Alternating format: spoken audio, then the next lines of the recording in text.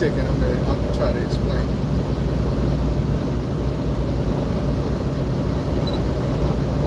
Maybe some of y'all come here. They're probably going. I don't know. I done got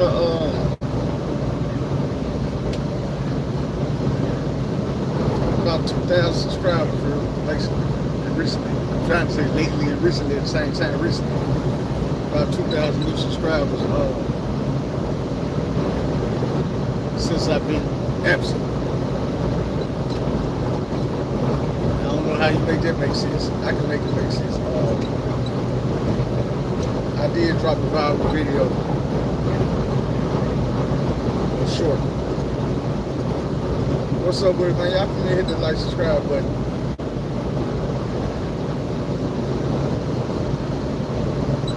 What I'm going to do is I'm going to explain. What's up, bro?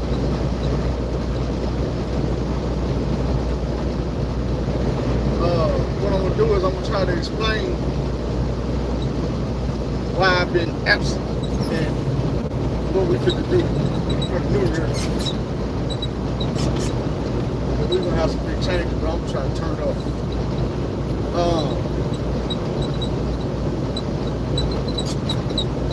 I know it might not look like it, but I lost my job. And ever since then, I've been in reset mode. Y'all know how it be. Now, let me first explain to you why I lost the job. It's different than all the other excuses and reasons I had for all the other jobs.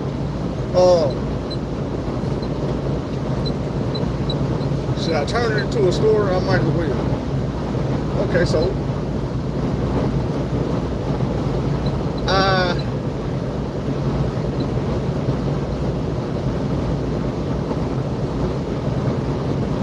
let me back up. I was in Philup, Arkansas, doing a delivery in Tyson. And their yard is very, very, very small. I have delivered to this yard on multiple occasions. So I know the yard is small. Now when I get to the yard, they're doing construction. They tearing up the parking lot. And I had just been here a few days ago. They was tearing up the parking lot. But I talked to the people, they was like, yeah, you can go ahead and park over there, where they was doing some construction at. So I parked over there, no problem, everything was straight, in and out. A couple days later when I get back, they doing construction, but they done brought a lot of Mexicans in, and they on forklifts and shit, and they just zigzagging out across the parking lot, beeping the horns, and I'm like, oh, hold on, this shit makes me a little nervous. I ain't trying to hit nobody, you know what I'm saying? I ain't trying to, none of that. This is a small parking lot. So I get to going one way, so I can get out of their way. And as I'm going this way, they started backing up, beeping the horn, so I go a little bit more. They beeping the horn, I go a little bit more. They zigzagging across through there, beeping the horns, I go a little more. I'm trying a couple feet at a time. So finally I realized in this part of the parking lot, it's an opening to my right hand. I see it. And I'm like, okay, maybe I can go in there and turn around and come back and find me a place to park.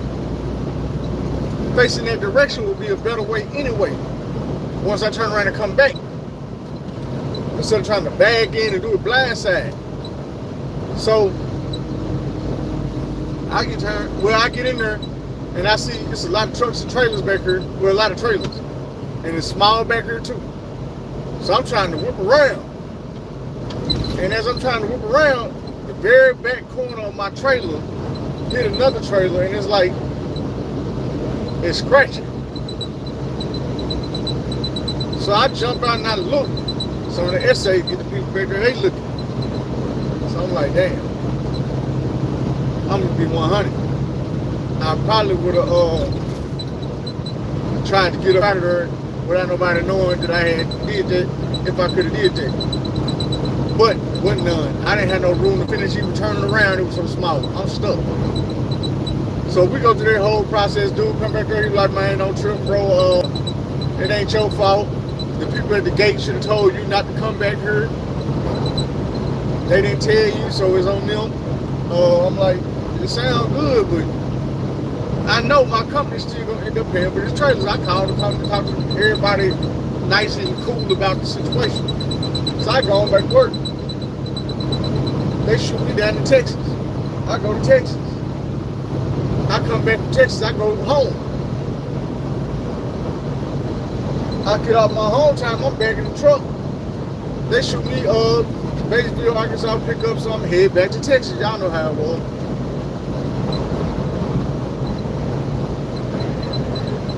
Yeah, it's a safety violation.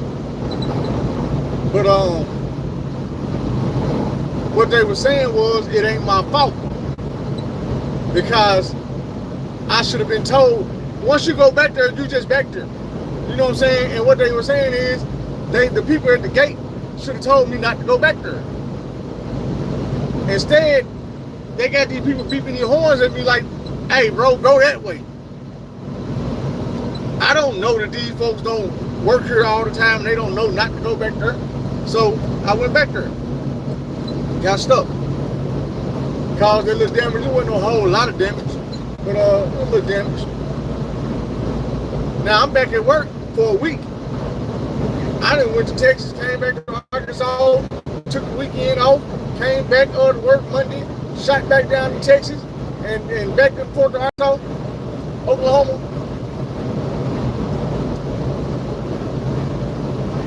I go back to Fort Smith. Not to the same place, different place. I go back to Fort Smith. I make my drop off and everything. Then I go to the truck stop. Take a shower. Okay, when I'm at this drop in Fort Smith, it's a chicken plant. And once I pull away from the dock and I look in the back of my trailer, I realize my load locks wasn't there. So I go back and I'm gonna knock on this thing like, hey man, y'all get my damn load locks. My folks were telling me I just heard talking.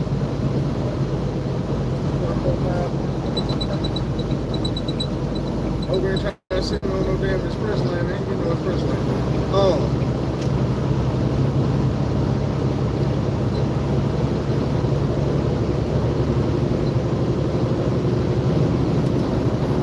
I see my load lock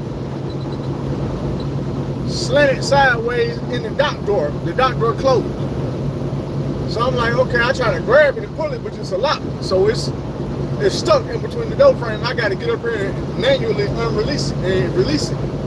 Keep left I-95. So I get up there and I'm trying to manually release it, but I ain't got enough leverage. Like my strength ain't where it needs to be at the pocket. So I'm like, dang, I climb up a little bit. I tried again. This time, I'm getting a little bit more traction, but I'm like, okay, if I step on this pipe right here and get about a half a foot more up, I can use my chest. So I get up there and I snatch it, pop. Now when it release, it release. And my body weight ain't flat. So I fall back, pipe and everything. I fall back, hands go up, I land on my ass. Now, I'm at a chicken plant. In this parking spot where I done bagged, I came out the parking spot, but ain't nothing but sludge, like thick mud, chicken shit, all type of shit. So I got on sweatpants. As soon as I hit the sludge and hit the ground, instead of just landing on the ground, it's slippery because it's mud and sludge. I slid right out my goddamn sweatpants. Ass cheeks all in the sludge. So my thoughts ain't on, oh nigga, you just fell on these people's property. Lay here, make them come get the ambulance. You could take another break and get another check. Get checks every week until you want to go back to work. Your back hurt. I ain't thinking none of that. I think, man, I got chicken sludge all up down my ass, the back of my thigh, up my back. This shit stink. If you ever been to a chicken plant, you know that shit stink. That's me right now. So I jump up, snatch my damn pants up, run to the motherfucking, I grab my load lock, throw that in the back of the truck, and I'm like, man, I gotta get in there with these nasty ass pants on. So I get up in the truck, try to find something to lay down in the seat. And I head to the nearest truck, back to the truck stop. It's a pilot. I go up in there, I take a shower, change clothes, and get fresh, real clean. You know what I'm saying? It's feeling like myself again, spray cologne on, can't tell me nothing. Now I'm ready. Got this nasty ass sludge ass pants in the trash bag. Then they want to throw them in the trash can. So while I'm sitting there and I'm shaving and getting right, I need to shave now. But I'm sitting there shaving and trying to get right, my phone rings. It's the job. They're like, hey, you empty? I'm like, yeah. They're like, well, yeah, I'm like, that truck stop. They're like, all right, you got 17 minutes of drive time left. You're 15 minutes away. Bring your paperwork to the office right quick. I'm like, all right.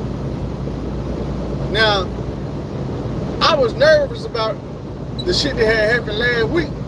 But that was last week. We've been back on, you know what I'm saying, on the road working, making money all week. Ain't nobody said nothing to me, so I'm like, okay, we gonna work it out and we straight, you know what I'm saying, either or. So when I get there and I turn in my paperwork to the dispatcher, the boss man right there, he like, hey Phil, do me a favor, man, I'm on a call right now, but go upstairs to the conference room and just wait on me, I'll be up there. He said, matter of fact, it's gonna be about 40 minutes. Give me 40 minutes so you can go chill in your truck and do whatever you want to do. And then in 40 minutes, just meet me in the conference room. I'm like, okay, bet. What's up with it? So I shoot upstairs to the conference room where I go to my truck, and then I shoot upstairs to the conference room. And he come up there, he like, yeah, the reason I want to talk to you is because I got a phone call last week and somebody was reporting you saying that you were swerving all over the road and you looked like you might have been intoxicated. And I'm like, no. He said, I started to call the police to have you pulled over and give you a breathalyzer. He said, but you was almost home. So I decided I was going to let you make it home. And I'm thinking to myself, that don't sound right. I told him, I said, I wish you would have went ahead and went with the other option. That way you would have knew beyond a shadow of a doubt that I wasn't intoxicated. I don't drink like that. And thing is, he looking at me crazy when I tell him I don't drink like that, because when I go home on the weekend, we're supposed to have every weekend off. But they always won't call me like I be home an hour or two, 3 hours. And they'll call me over, hey, Phil, you mind going back to your truck and driving, getting an empty trailer from Benny Keith and taking it up to Batesville? That's an hour and a half drive up there, an hour and a half drive back. I'm like, I don't really want to do that. So what I tell him is, man, and I get home on Saturday mornings, I'm trying to watch a Razorback game or something. So I tell him, man, I done started watching football and drinking already, man. They be like, oh, okay. Once you tell them you've been drinking, they gotta leave you alone. They cannot try to pressure you to get back in your truck. You got alcohol in your system.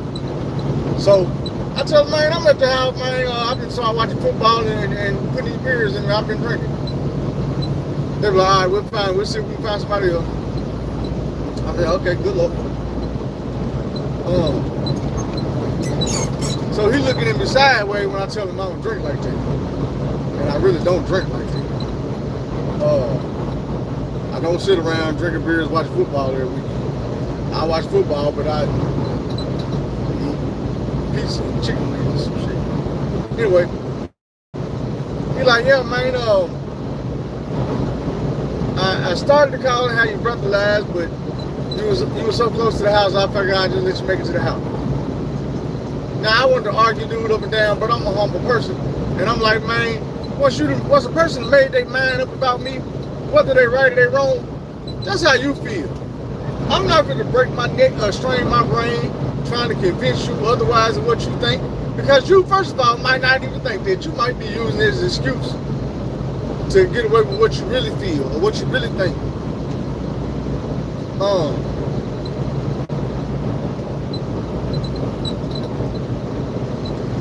But see, that's the thing about it. I don't believe nobody called and told him that. Because let's put it like this. This is the boss man I'm talking to. This is the owner of the company. It's not a big company I was driving for. So this man started this company, and everything that's going on, every truck has his name on it. You feel me? If I'm riding around here drunk, if I kill somebody or kill myself, that's gonna fall on his name. They gonna say, dude, truck drivers out here drinking and killing folks. If I crash dude truck, that's gonna drive his insurance up. That's gonna be his money down the drain, a truck he lose from his company. So if I'm driving around here drunk, yeah, you gonna go ahead and call the police. You gonna get me out your truck, and because people can say what they want to say. I know truck drivers all those say we put the driver first. We care about the driver. No, you don't. You care about your bottom line. You care about your property. If you own 2 trucks and you let me wreck one of your trucks, bruh, you fit to lose a whole lot of money. If you own 20 trucks and you let me wreck one, you fit to lose some money.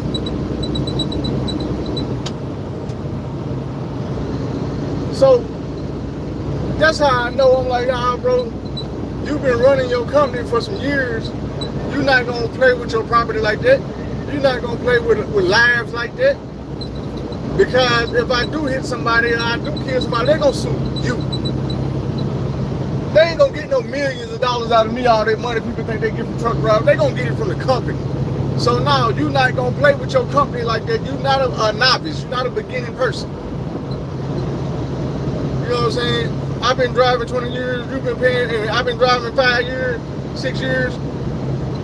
You've been having a company 3-4 times longer. So you know what to do and what not to do better than I do.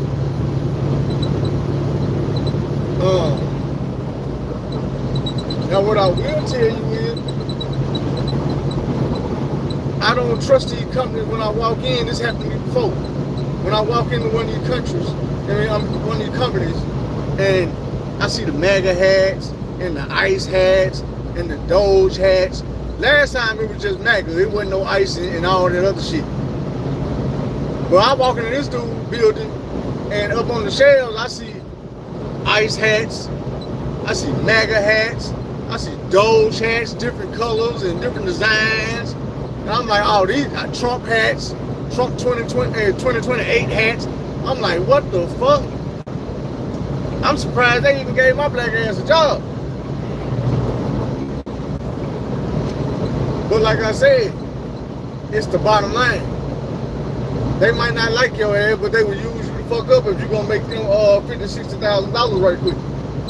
70, 80, 100, 200,000 right quick. You know what I'm saying?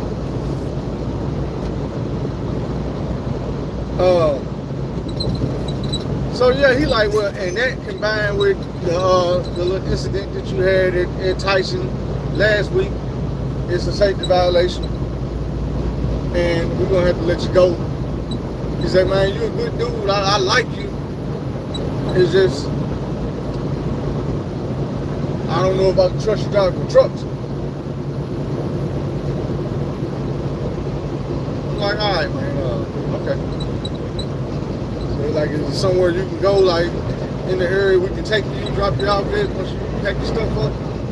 I told you, yeah, I got family in Fort Smith, man. You just give me a ride up to Fort Smith. I'll be all right. I call my people. Little Rock, they'll make a 3-hour trip come. So I had to call my people, man, let them know. And then when I'm running the store down to my 18th uncle, that's when he hit me. I'm like, man, I just lost my job. And I threw away a lawsuit 10 minutes before, you know what I'm saying, about a half hour before I lost my job.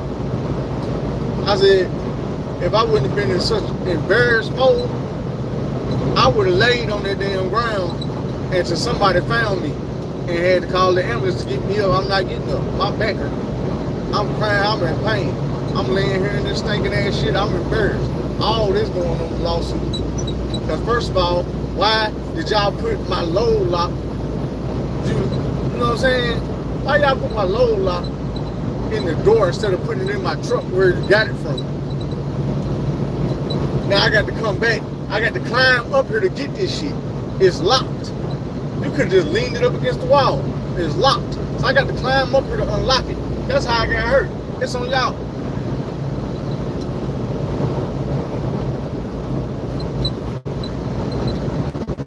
I could have got that.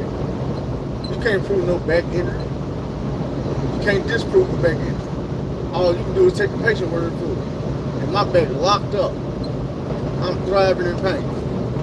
But God don't like ugly. He don't like shortcuts. So I might not have got no blessing out of that. I probably would have got some devil money.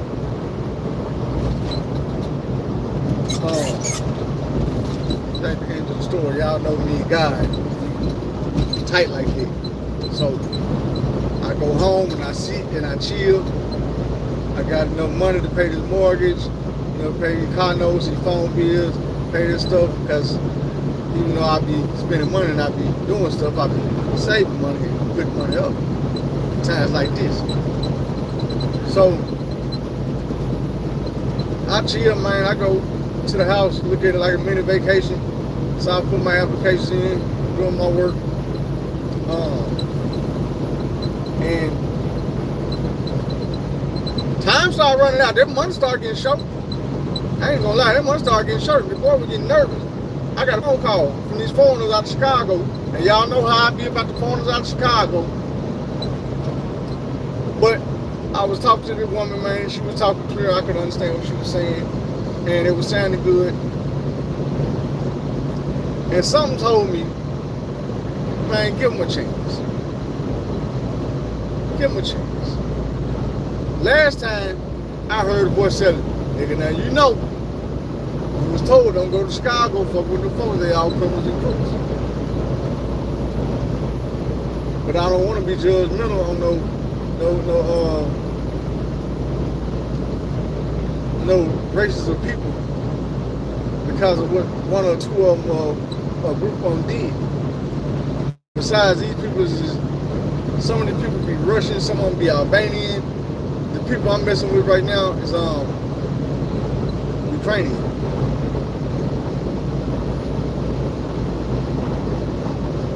So I get up there. Now I ain't gonna lie, at first I was thinking this is a bootleg operation. Cause these folks talk to me, I got sent them my driver's license and my med card and shit. They hit me back like, yeah, you've been approved. When can you come to Chicago?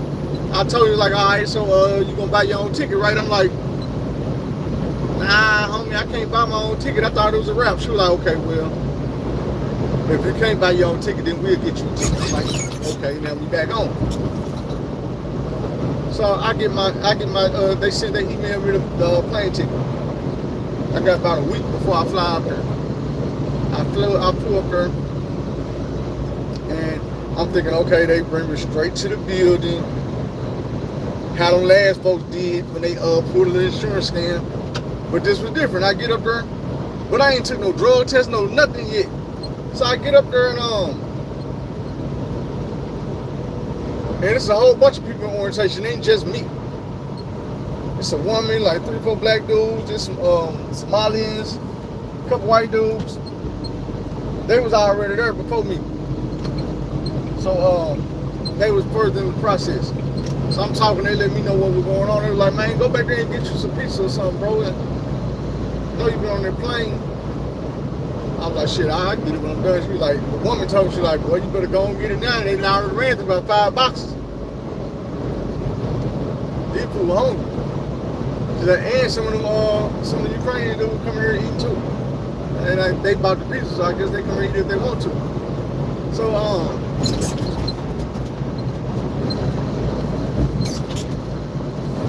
I go back there and look. They didn't have a pizza I wanted. I got a couple slices. They had flatbread pizza.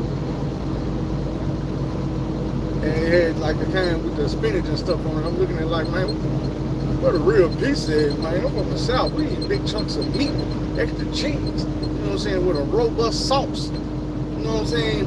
A thick crust. And we don't do the little flatbread shit. So I grabbed the little last couple slices they had. And I go put it down, dude, come back, he like, hey, man, we do your road test. I'm like, damn, already? So the other dude told me like, shit, he said, after that road test, you're gonna go take your drug test. I said, oh, so I do take a drug test. He's like, yeah. I said, man, I looked at other people in the room. I said, man, I ain't gonna lie, I thought this was a rinky-dink operation. I said, man, these folks ain't even have me take a drug test. What is going on with them? They can't be legit. He was like, nah, we do everything up here. So, little maintenance dude, he come out, he like, we find the truck. He tell me, okay, back up to that trailer right there, that's the one you gonna use. I'm like, all right, I back to the trailer, jump out, hook it up. I see it's too close to the other trailer for me to get in between them and crank it up. So what I did was, I jumped. Wind down tripping. I'm on the East Coast, leaving Virginia, finna head back up to Pennsylvania, grab some shit, and then head to New Jersey.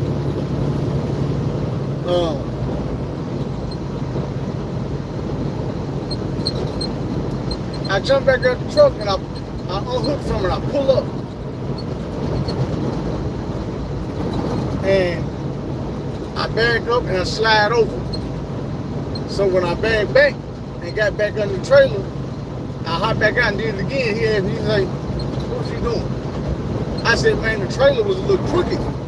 And it was too close to the other trailer for me to get in between them. So instead of trying to drag the trailer, I back up, I get up under it to the side. And it shifted the trailer over. And when I did it again, it shifted over again. I had enough room to get in between them and crank it and lower the landing gear. He was like, you know what, that's smart as hell. He said, that's smart as hell. And I'm like, yeah, I've been driving 5 years. That's not a 5-year tactic. That's like a 20-year tactic. Dude, what you gonna do? You gonna ride beside me all slow with all this drive room up here? You gonna let me over with? She's gonna let me over. She's gonna let me over. Dude in front of me get over. Now the room ain't clear.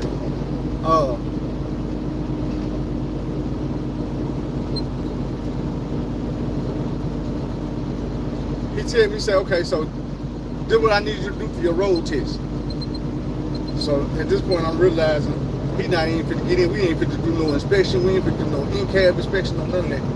I ain't tripping. He like, look, pull the trailer out into the parking lot, go that way out the gate, get straight, and then bag back into the parking space that you pulled it out of. Like, what? Come on. So I hop up in there. He ain't even in the truck. He out there looking. So I hop up in there, pull forward. I'm waiting. It's a dude coming out behind me. So I pull forward a little bit more, let him out. He come on out. I bag back, crank the wheel, get the edge to the parking space. I see him run off in the parking space. I'm like, okay. Make sure don't kill his ass. So I'm going slow. I'm backing up. He ain't like helping me or nothing. He just standing back there looking. I guess, you know what I'm saying? Well, I know that he was making sure that I ain't hit nothing, but he didn't need to say nothing to me. I got the parking spot. So he came out, he was like, all right, you straight, go back in and let Alex know that you good so you can get your drug test. I go take my drug test. Well, I go in there and talk to him about the drug test. And the woman like, hey, Alex, he going straight to the hotel when he leave the drug testing place, right? Because they almost done for the day. And then he'll just do everything else he need to do tomorrow, right? And they was like, yeah. So I'm like, oh, so we did get a hotel. We go back in there and the girl like, oh, yeah, we have nice ass rooms. They put a nigga up in the Marriott. So I go back and I'm like, yeah. So they gave a nigga like a little room, you know what I'm saying, with the kitchenette and everything. I'm like, yeah, they ain't rinky dink as I thought they was. So the next day, I don't even know if we could be hauling. Take y'all. It about 9 something hit. I finally like, man, let me text him, folks. So I text him like, what time do we come back to the office? And she was like, whenever you get yourself together and you get ready, just give me a text message and I'll send you an Uber. Yeah. So I'm like, okay, well, right now I'm finna see if I can find me some breakfast and then I'll call you for the Uber. I shot out to Target. It was right across the way. I went in there because I'm broke. So I shot to Target. I'm like, man, you can give me one of these little TV dinners or something. I went over and got me some meat and potatoes, devour, and some I eat a lot of fruit now. So I got me some mandarin oranges. I got me some mandarin oranges. Came back. He did jump up, ate. She was like, hey, you ready? I'm like, yeah, I'm almost done eating now. She's like, all right, I'm gonna give you about 10 minutes and I'm gonna order you Uber. I'm like, okay, cool. So me and another dude that was still there got back over there in the Uber. And she was telling me like we was doing my paperwork to get my money, to get paid. And she was like, so how you want to get paid? Do you want to, you got 2 options. She was like, you can do escrow. And most of you come to they talk about escrow, they be like, we're going to do escrow, $2,500. So we're going to take $250 away from you out your first 10 paychecks to equal up to the $2,500. She was like, I escrow $3,000. We're going to get $500 a paycheck till we hit the $3,000 mark. I'm like, damn.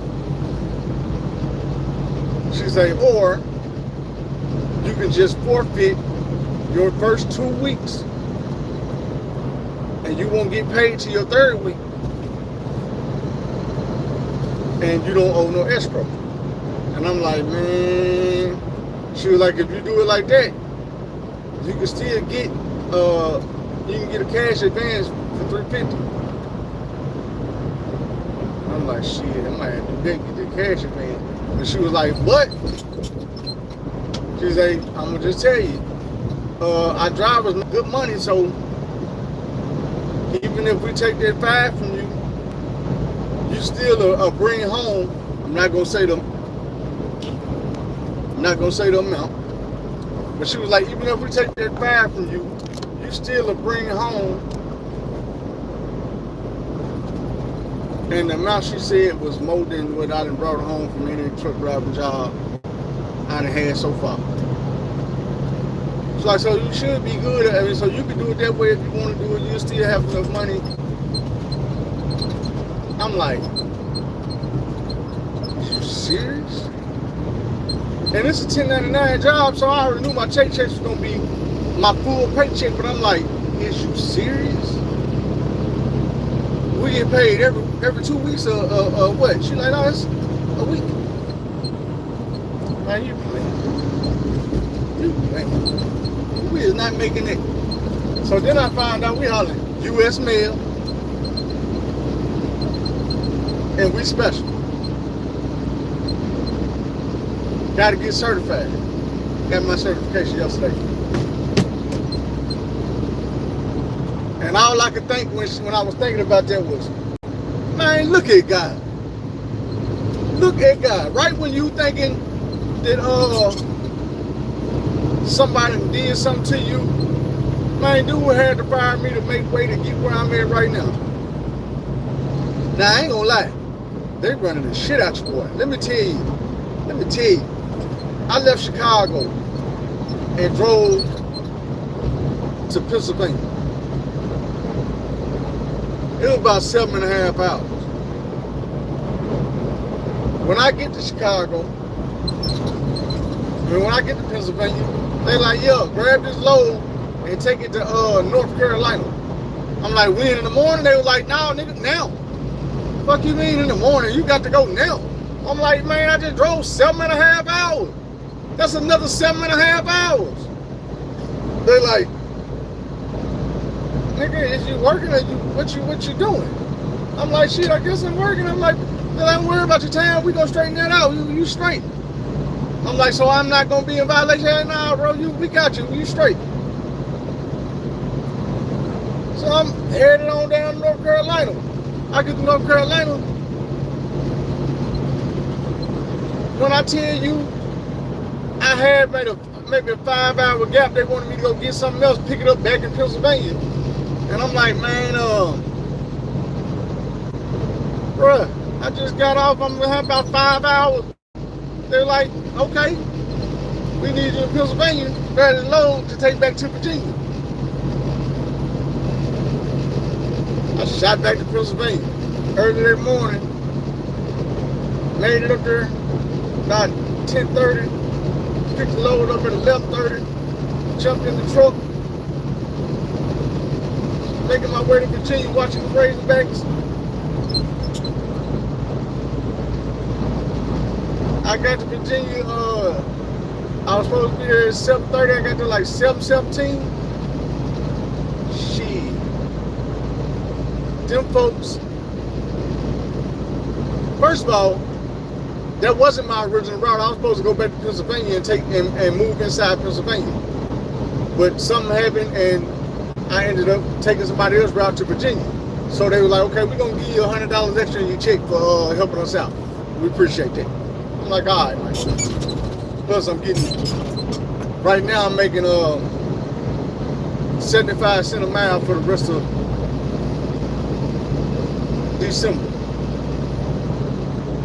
I ain't never seen nobody making 75 cents a mile. 70.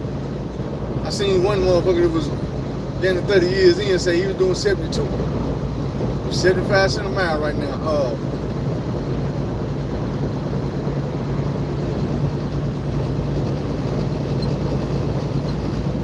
Yeah, so I got to Virginia last night and they didn't have a door. So I ended up parking on the street for 12.5 hours. And I'm like, man, 10.5 of that, they got to give me my money extra in my check. So then I go get unloaded. And I'm sitting there for a little minute. I hit people up with the proof of delivery. He had me like, you get a late slip?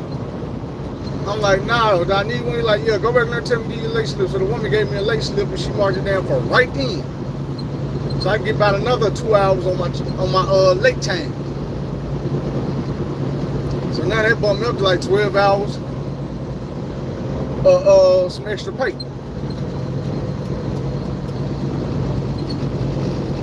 Last night, dude told me just come back up to Virginia and chill. Like, nah, come back to Pennsylvania and chill, bro. We might have something for you, we might not because of the weather.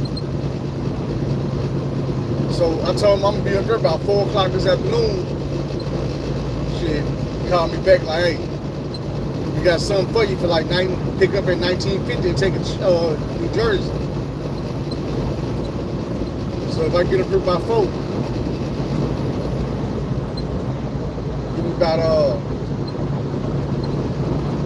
about 3 hours of rest, maybe 3.5. Pick that shit up and head to New Jersey. But if you can see, like, just from Virginia to New Jersey that's miles. It's 75 cents a mile. You know what I'm saying? With all the extras.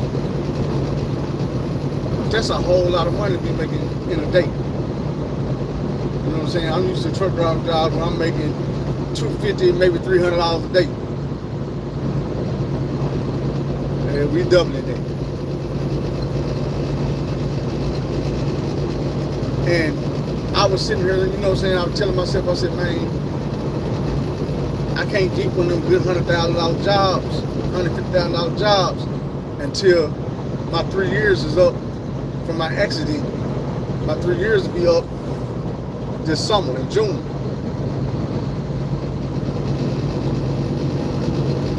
Like, I already have one. Thank God. It's just, you know. In 1 mile, take exit 170 AB on the right toward I-495 North. Yeah, so, and this wasn't meant to be, well, I guess they all meant to be inspirational videos, but man, it's just more part of the testimony that every time you think somebody something going wrong in your life, you got to trust God, because His plans is way bigger and better than your plans. His plans is thought out better, they brought out better. Oh, did I go the right way?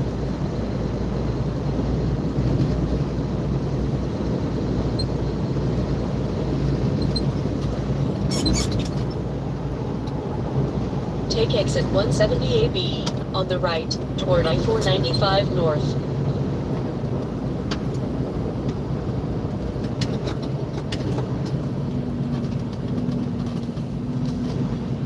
If I didn't go the right way, just make corrections.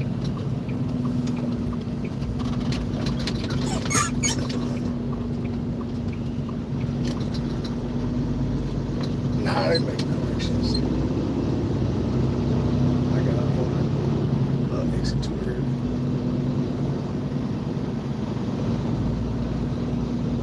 Yeah, man. So that's what happened. Everything that was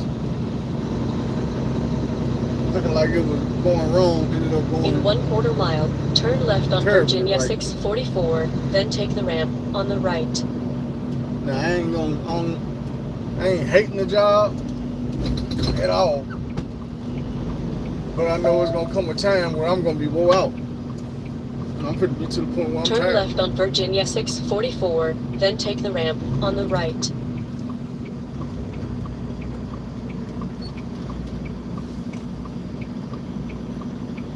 I just know I'm well,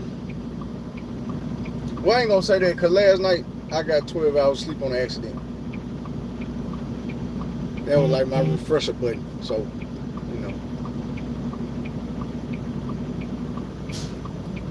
And I'm trying to be gung-ho. Don't want to mess up my blessings. So that's why when he asked me, and they asked me like, man, how you feel? I'm like, shit, I feel good. He like, man, you think you can get up here and pick up this load? You're gonna get your, you know what I'm saying, you're gonna have a little rest time in between. But you feel like you can do it? I'm like, yeah, man, I do it. I'm new to the job. I don't want to be the dude trying to turn everything down.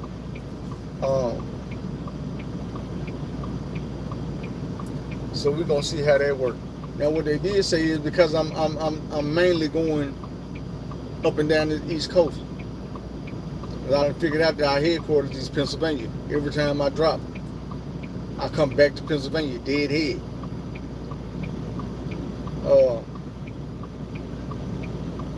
Why am I waiting for that curve?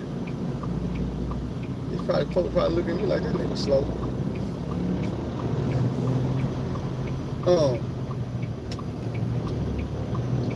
When it's time to go home,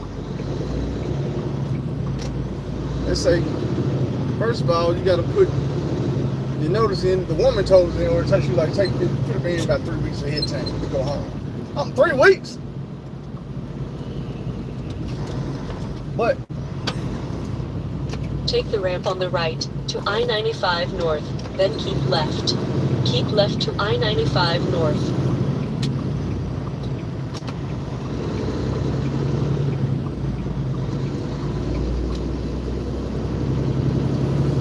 yeah, so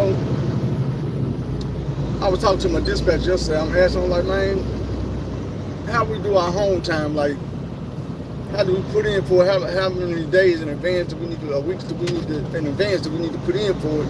And when it's time to go home, what's the process? Like, is y'all gonna get us a plane ticket, or since I don't drive back to Arkansas? Keep left to I-495 north. And he was like, man, I don't really know all that.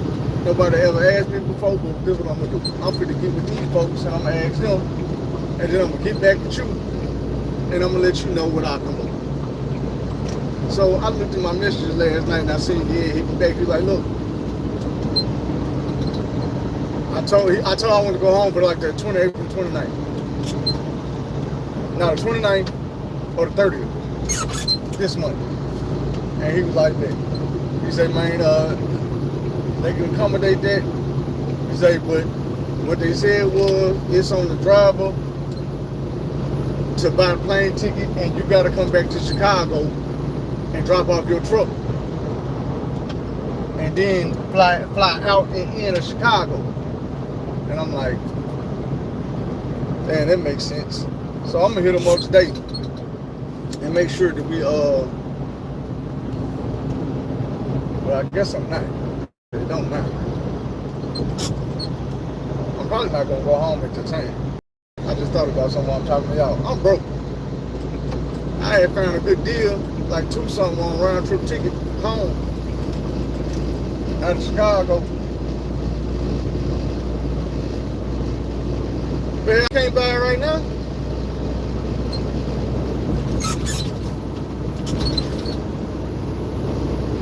I gotta wait.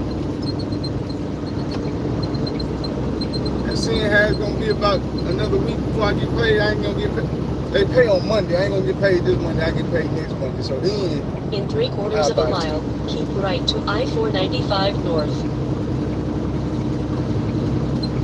And depending on how everything's going, I might want to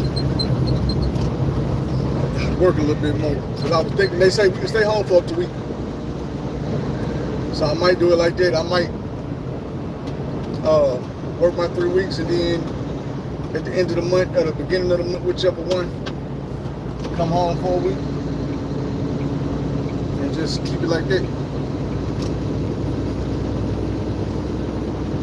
Keep right to I-495 north. I don't know. Now,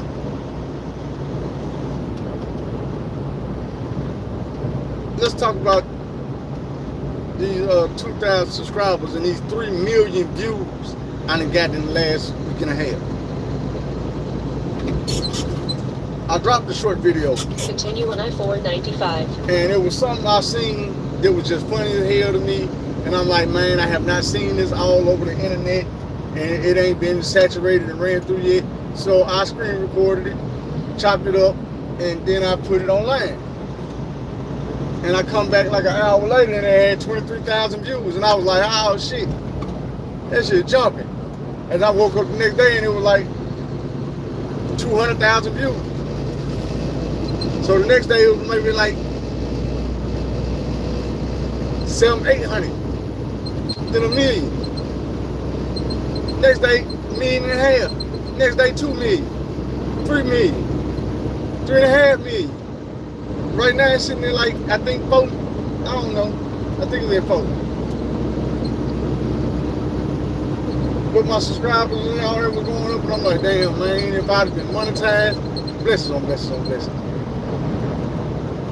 So I was thinking, I said, man, I've been saying that I'm gonna crank up this new channel, well, my old channel that I used to be on with this one, and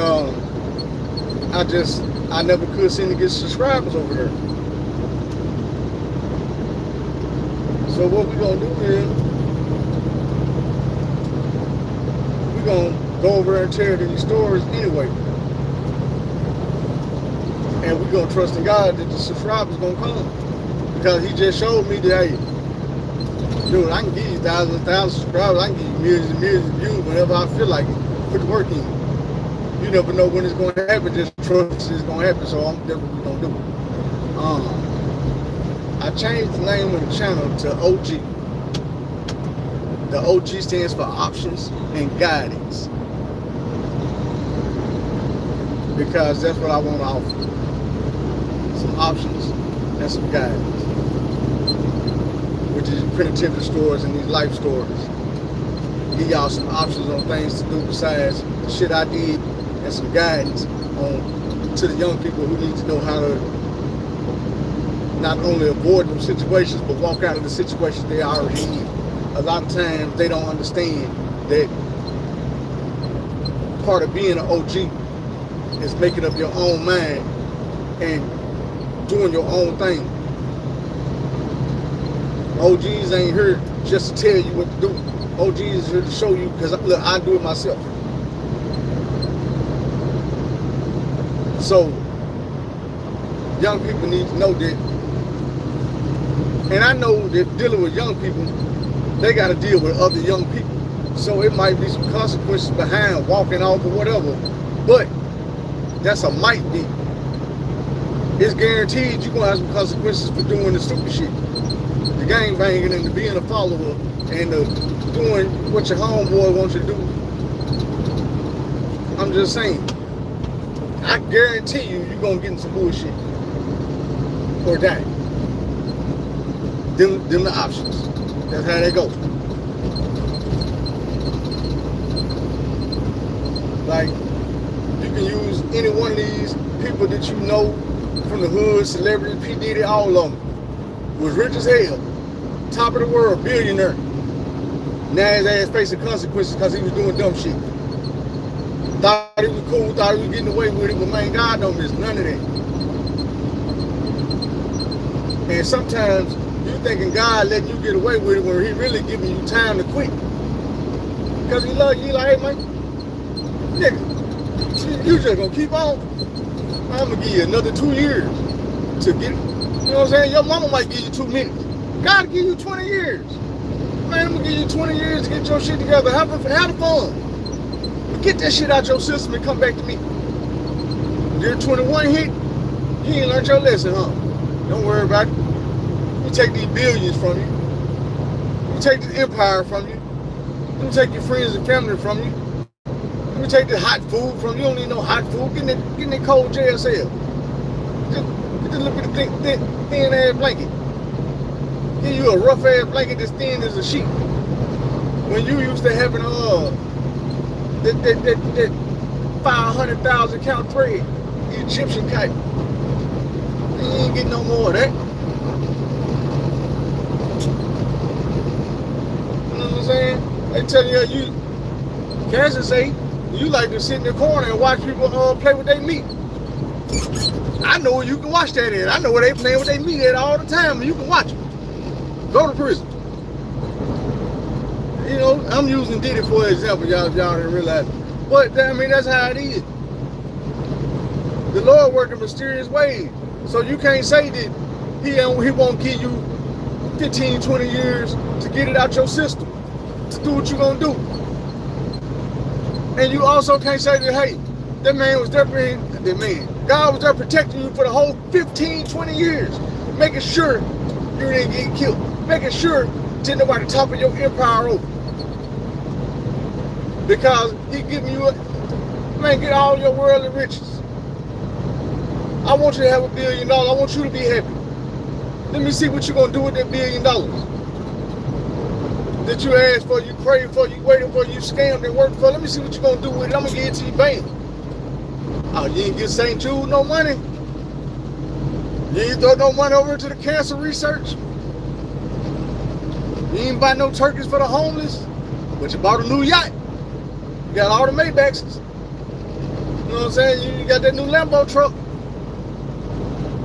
But when you were riding and you seen that man on the corner homeless, you was on your way to the strip club, had 20,000 ones in the back seat. You could have gave that man half of that, changed his whole life. You went through it on a nasty strip.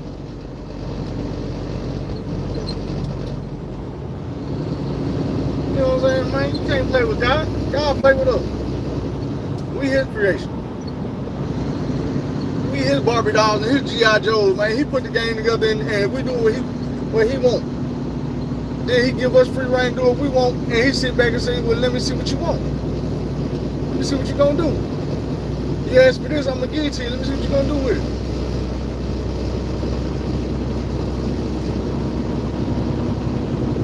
That's another reason why I always tell y'all above everything else, man, be help people.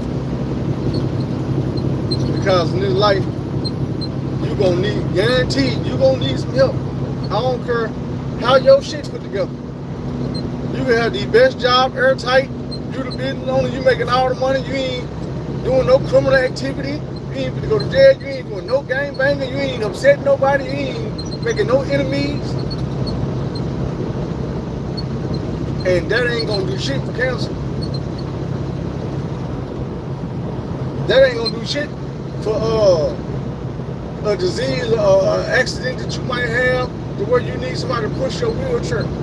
You need somebody to lift their arm and put food in your mouth. You know what I'm saying? You just never know. I've been like that since a kid. I remember I'm the type of dude, I would help an old lady across the street and I'd be thinking the whole time, my mama gonna be an old lady one day. And I might not be there to help her, but I hope somebody is, so I'm gonna help somebody now.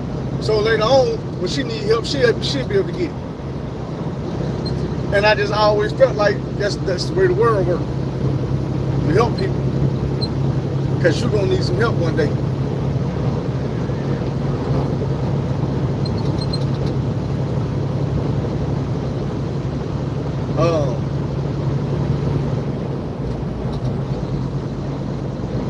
I'm saying we're gonna crank the channel up in the new year, but we gonna do it before the year. I already know the first story I'm gonna tell y'all, and the name of it gonna be Prison Center Fraud. I'm gonna let y'all think on that. You know it's gonna be Prison Center Fraud. Not Santa Claus, Santa Fraud. That's gonna be the first story, man, and it's gonna be a doozy. Cause I told y'all one thing about it is in prison, and at least the prisons I came up in, minding your business, staying out of everybody else's business is a big thing. It's one of the biggest things in prison is to mind your business. Another one of the biggest things in prison is respect. Like I told y'all, you will have a dude bigger than anything you ever seen in your life. They can whoop everybody in his barracks, and he'll still walk past you and say excuse me, because it's about respect. And you taught that in prison. If you ain't taught it nowhere else, you're gonna learn to respect something in prison. I be watching these other dudes videos, and the ones that I be telling you, I'm like, man, I don't believe none of this shit is mainly because they don't follow prison protocol. They don't respect shit, and they don't mind their business. And I'm like, man, one thing about it is in prison, if you always in somebody's business, you always speaking on somebody what they got going on, and you always looking, your life gonna end, bro. Somebody gonna take your life about that. Somebody gonna put you in the double cross behind there, because if you looking at me, you mugging me up and down, and you staring me up and down, you all in my business while I'm over here getting this work from the officer, and then 2 hours later, they come shake me down, you the snitch. You don't, ain't nobody been in my business, bro. You the only one was watching me. What you was watching me for? Now the police over here. You did that. So when I hear niggas that don't do nothing in prison all day but run up and down the prison, watching this fight, watching that fight, watching this dude get a little took, watching these dudes doing their gay activity, watching the police, man, you a lie, bro. Because people will take your life for that. You're not gonna survive in prison too many months, let alone too many years.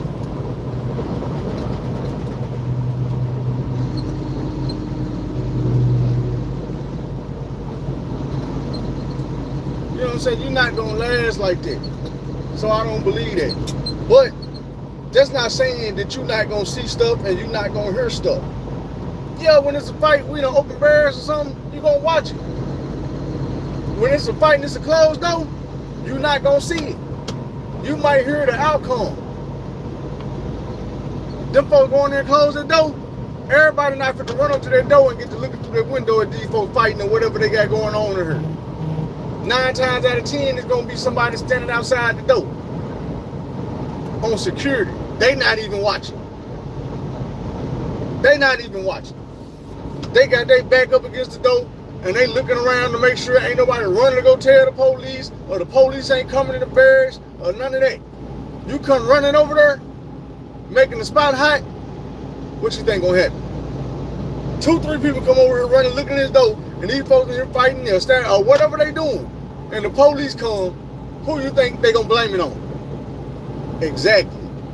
So that's why I be saying these dudes ain't really doing that, bro. These dudes, I ain't gonna say they ain't been locked up, but they putting the 10 on the 20 with these stores, making them sound good so people watch them, and that's how they make their money. I can't blame them, but I only say something about it because I want y'all to know the truth. Don't listen to these dudes and think prison is like that. Prison is not like that. But I will tell you, it's a lot of playing going on in prisons. Dudes do all that, the playing and the booty games, the bitch and hoe games and stuff. They do that. But the thing about it is, and I guarantee you, if you sit back and watch 2 dudes playing like that, and another dude come in and don't play with them or don't know them like that and get to doing that, there's gonna be a check-in happen right then. Say, bro, I don't play with you like that, homeboy. You don't know me. I don't know you. Or they might even know each other, but they gonna tell them, look, bro, I don't play with you like that. That's my homeboy. Me and him, we play like that. I don't play with you like that, so don't play with me like that. And a nigga gonna respect it and check it right then. If you was a soft-ass dude, he gonna tell you, hey, bro, I'll play with you when I want to. What you gonna do about it? Or he's just like, my bad, bro. And that's the end of it.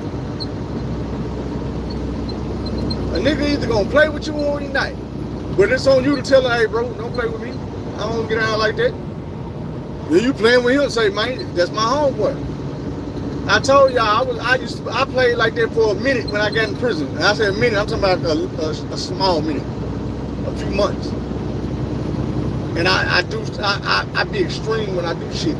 So I was playing with my homeboy, and I got to playing with other folks that I didn't fuck with like that.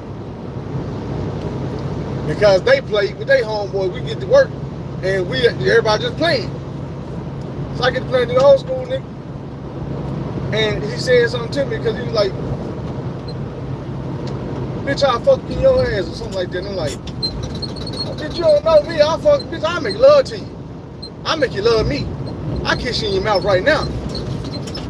He was like, do it. I act like I was going to kiss her. I pulled back. He was like, hey, bro, let me tell you something. Quit playing with me.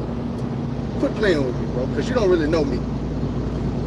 He's saying, see, you take shit too far. How you know I don't fuck boys for real? And I started thinking about it. I said, yeah, man, old school, right, man. Some of these niggas you be playing with don't be playing. Some of these niggas be gay as hell for real.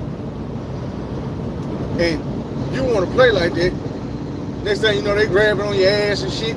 They trying to kiss on you, and you think it's a game. Nigga, ain't no motherfucking game. I had to come to the realization, nigga, if you ain't gay, the fuck you gonna play like it for? If you don't really want to fuck a man, why would you say that?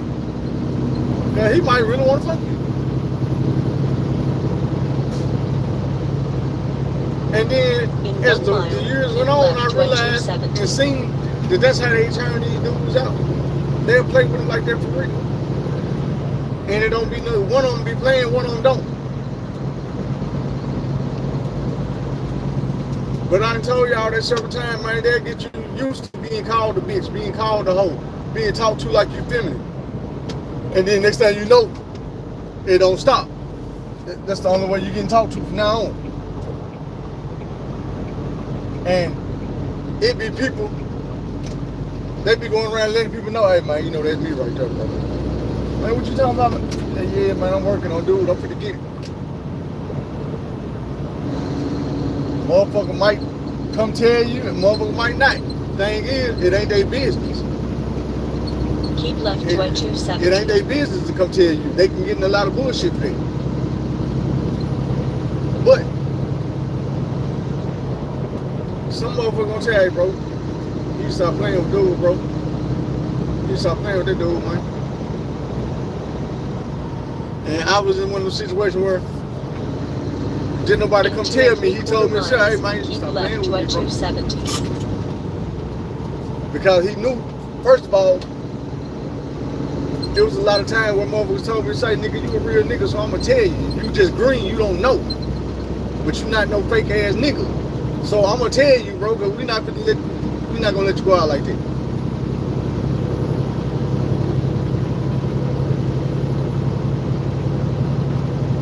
Cause it be some niggas who actually not the aggressor, but the one you think is a victim ain't really a victim. He living like that, and he just don't know how to come out and tell everybody. So he let it seem like he getting turned out, but he really choosing. They knew I wasn't choosing shit. Don't play with me. But yeah, I got a story, man, that I'm gonna pop off in the next few days called Prison Center Fraud on this channel. Before I do it, I'm gonna come back over here and I'm gonna make sure everybody know how to find the channel, man. But if you don't know, go look up Prison Center for OG, which is options and guidance. The N is the little symbol for N.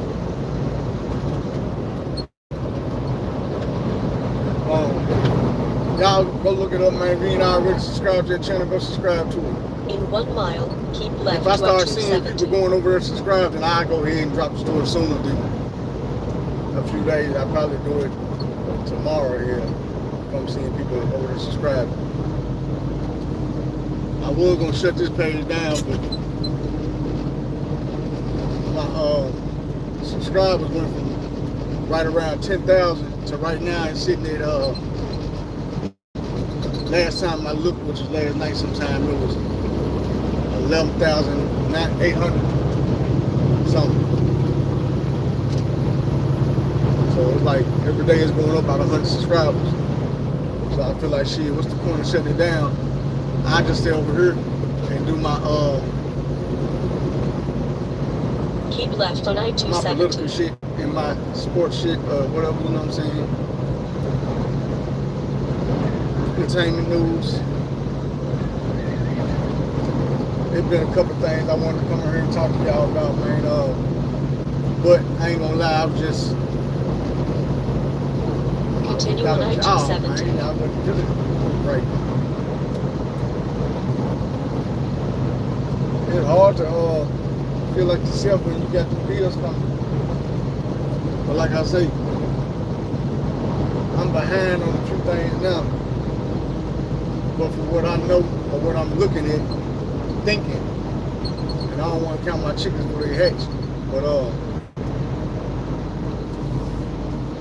it seems like I might be able to catch up on most of that stuff with my first paycheck. If not the first one, then I should be super Gucci second check, to the point where I'm already back saving money. So, you know what I'm saying, I'm just gonna keep trusting God, see how far we go with this thing. And we're gonna keep telling folks, because it don't cost me $1 to watch somebody else get a blessing. Watch somebody else's life change. You know what I'm saying? And even if it did cost me $1, I feel like God will give it back. So I'll pay that $1 to help somebody else's life get changed.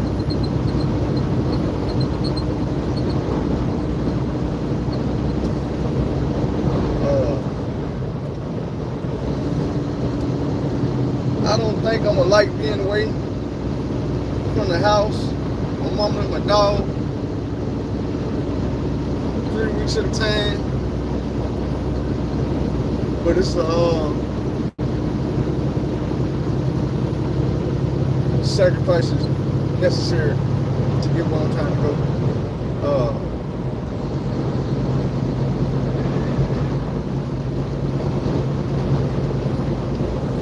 We got one of these type of places right in North Little Rock. So once I get my situation back straight,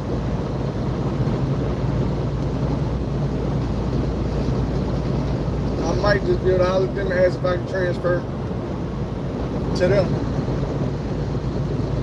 Let them know, little brother, what I've been doing for the last 6, 7, 8 months. You know what I'm saying? But this is closer to home. I don't want to be spending $300-400 a month on plane tickets, which in the grand scheme of things, $300-400 ain't nothing, but it's another bill. It's an airplane bill.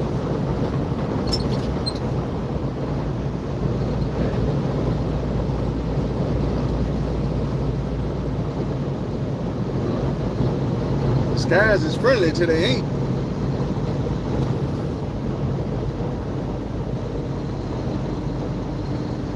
When you say, hell, you do that, what was you speaking on? So I can answer that question.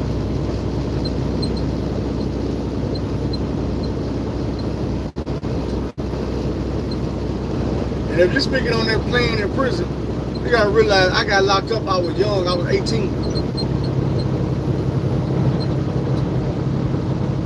I was about 18 and a half when I caught my charge. I was 20 when I got to prison. And that's why I make these type of channels and stories. So I know it's other 18-year-olds that's fit to go to prison. Because 18-year-olds do stupid shit. You can't reach them all. Some of them you're going to catch right when they fit to go. They need to know, hey bro, it's time for you to go ahead and grow up real quick. Don't go down here and into prison with the same mindset that got you to prison. Trusting everybody, following everybody, always wanting to be a part of something. You know what I'm saying? I'ma just be real. When you become a man, you got to be selective in what you become a part of. As a child, you should also do the same thing, because that's when a lot of your dumbest decisions will be made. You will be influenced by a lot of other people who don't know nothing but a half an ounce more than you. But when you're young, somebody know a half an ounce of something you don't know, you think they know everything in the world. They don't know nothing. There's some shit you can ask them right now they don't know, and you do know. But you got to the blind leading the blind instead of the blind leading the blind. You see what I'm saying? When it's the blind leading the blind, everybody blind. So whoever leading who, hey, it could be the other way around, and them on some stupid shit. None of y'all got no worldly experiences to tell y'all to do this and don't do that.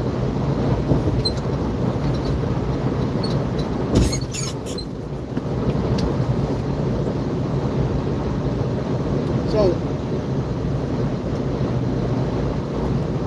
that's something to be on the lookout.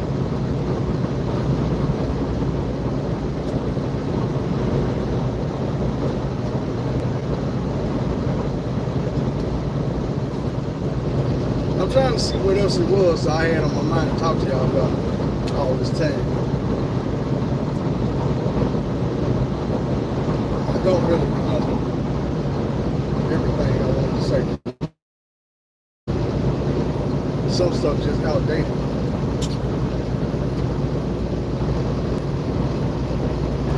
I've been seeing all these videos with Daz Dillinger and Snoop Dogg. And we're gonna get on some 50 and Diddy too. But I've been seeing all these videos with Daz Dillinger and Snoop Dogg, and they trying. Cause Snoop kicked him off their row, and Snoop talking about what he gonna do. And I'm in the mindset of, man, one thing about it is, Daz is a lot like me in the fact of, throughout history, Daz has always done his own thing and told the truth, even when it wasn't the popular opinion to speak on. Another person I say like that is Turk. A lot of times we be the odd man out. Somebody told me something, I read something somewhere, it was like, look, the world is divided. It's like 95% of people are followers. They're being misled by 4%. And then you get that 1%, they're not gonna follow, and they exposing what the other folks doing, what the 4% doing. I'm in that 1%. That I can't go alone and get along, even when it's beneficial.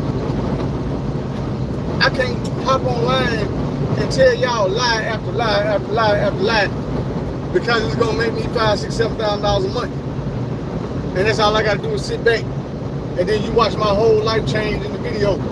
I done seen people like this where like they start out broken line and then 2 years later they in a condo and they living nice and they dressing nice, and it's all because they just sit up and tell lie after lie after lie.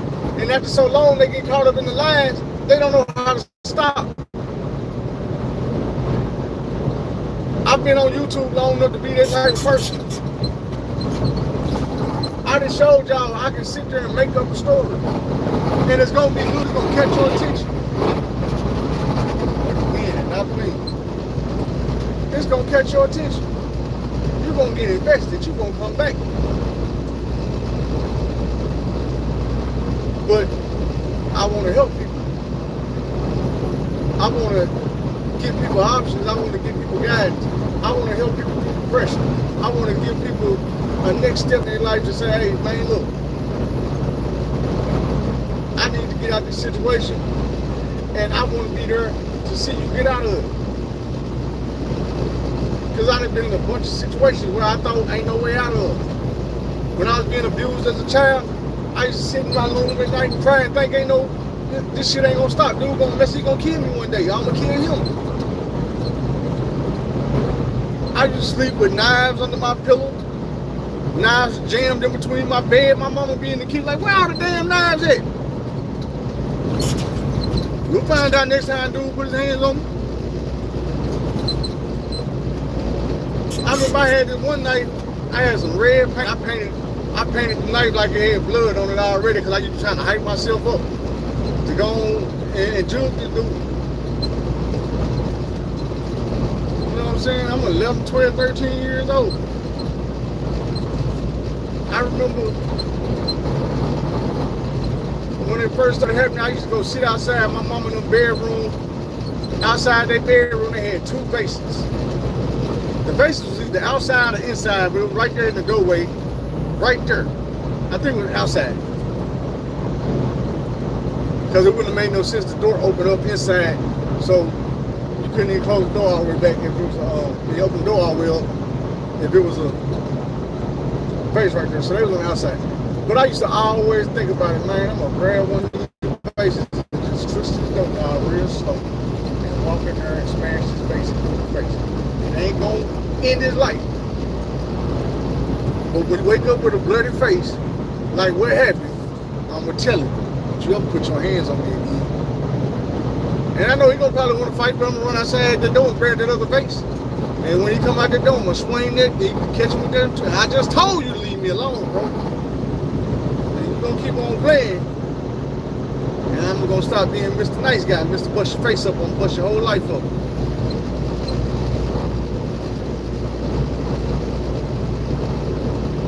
But yeah, you know, that's just how things be.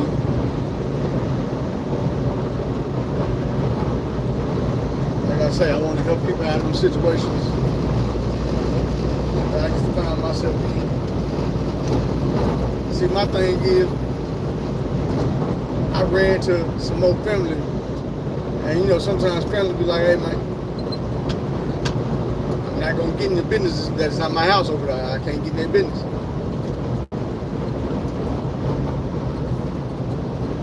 But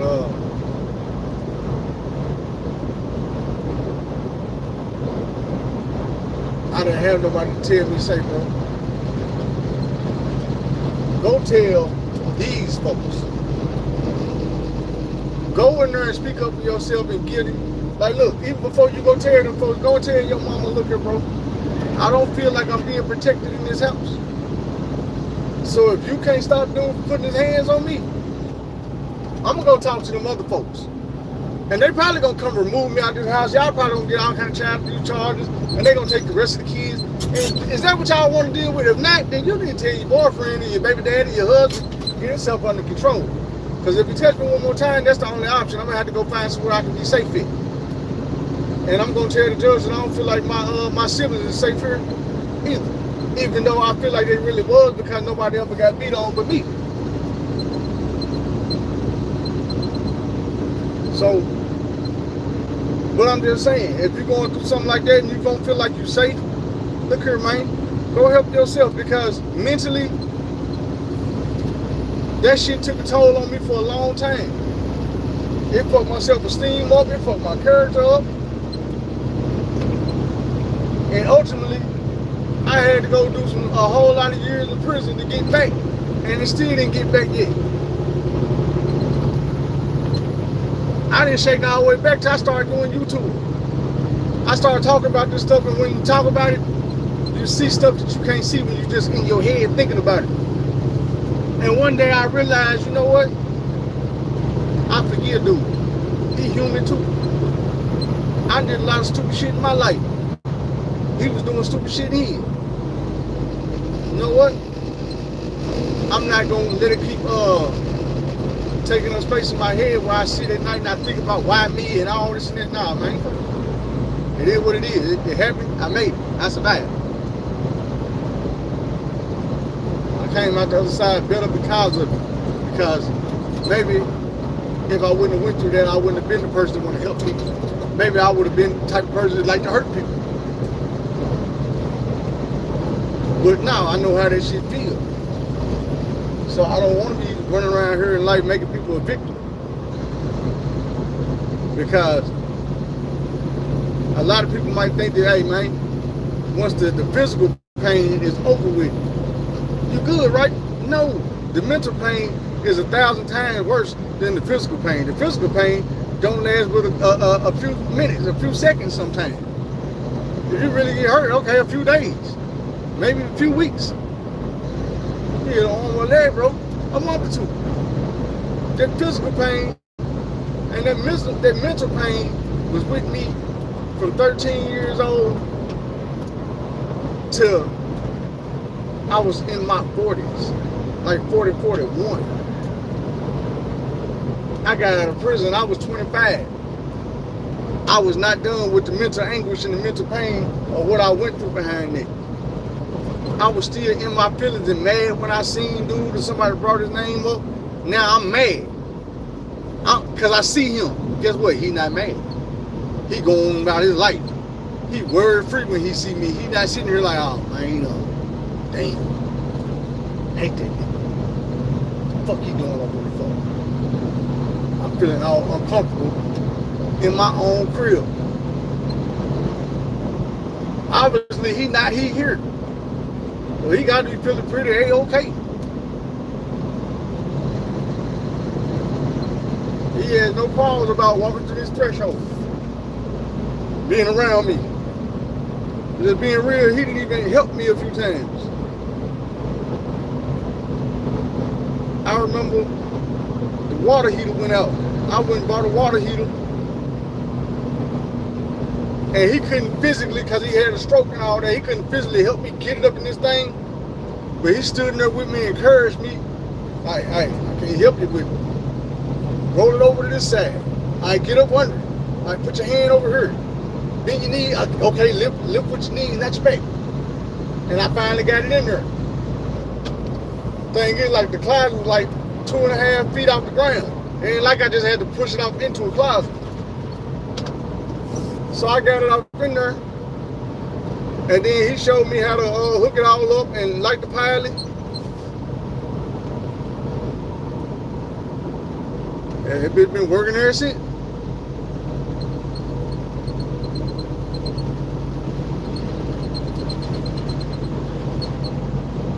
Matter of fact, he probably saved my life, I'm gonna tell you, because when I hooked it up, the thing didn't fit right to go on top of it, to send all the fumes up out the house. And I didn't realize that's what they were for. And said, since it didn't fit right, I didn't put it on there.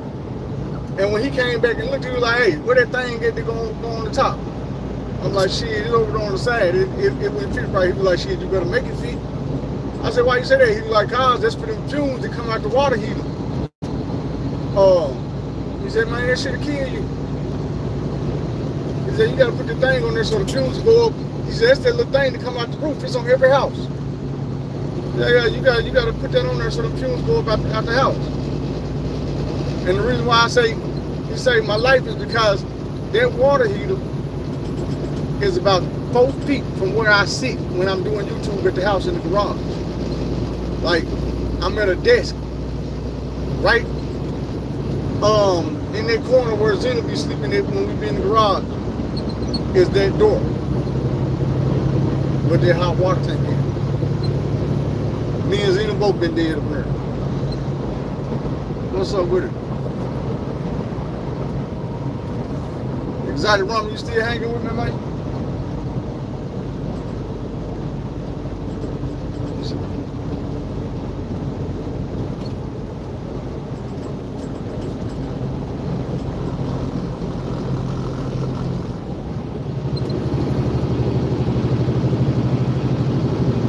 He says James Stacy, their cousin, this you.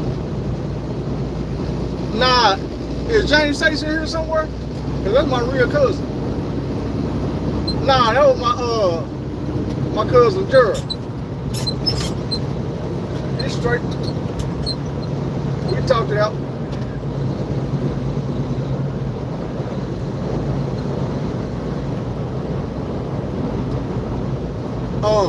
Matter of fact, James Stacy, that's the one. We call him Jamie. But if y'all remember me telling y'all stories about me staying in Georgia, that's the cousin I was staying with. It's his mama I had gotten to it with, cause she didn't want to let me call my mama. But like I say, man, I done grew so much, even in the last few years. You know, she's still mean, but that's just her. She don't really mean. She just, the way she talk to people. I had come to realize that's how my big sister is. They don't know how to handle people with their mouth. So they talk to people all rough and shit, and you feel like they trying to disrespect you, and they just talking to them.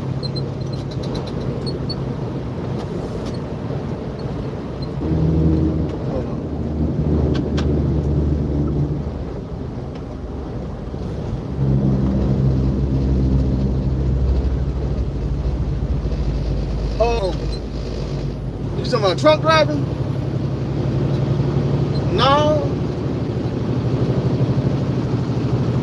Even though I didn't start truck driving for a lot of years until I was out of prison.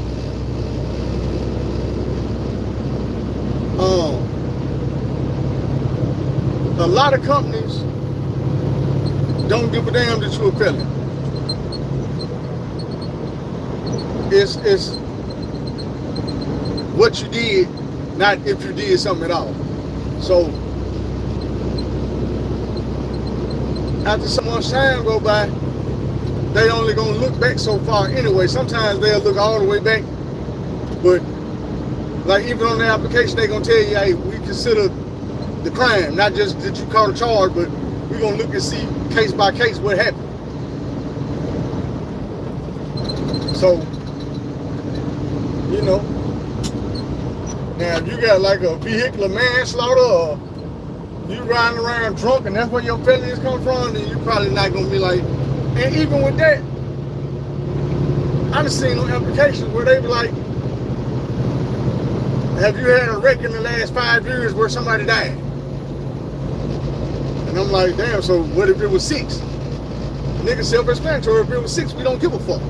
Was it 5?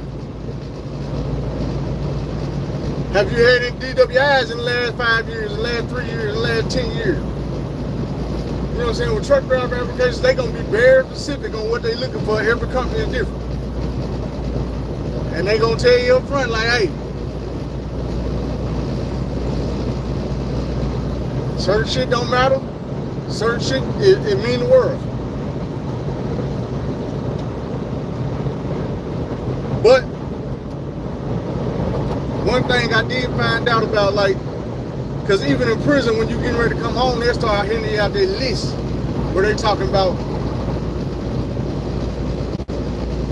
this job hired felons and this job hired felons. I had to find out the hard way that these jobs hire certain felons. Like my charge was aggravated robbery. It's a violent robbery. So a lot of these places not gonna hire me. Now, a lot of them will, but a lot of them won't. I can tell you the name of some companies that are hiring felons.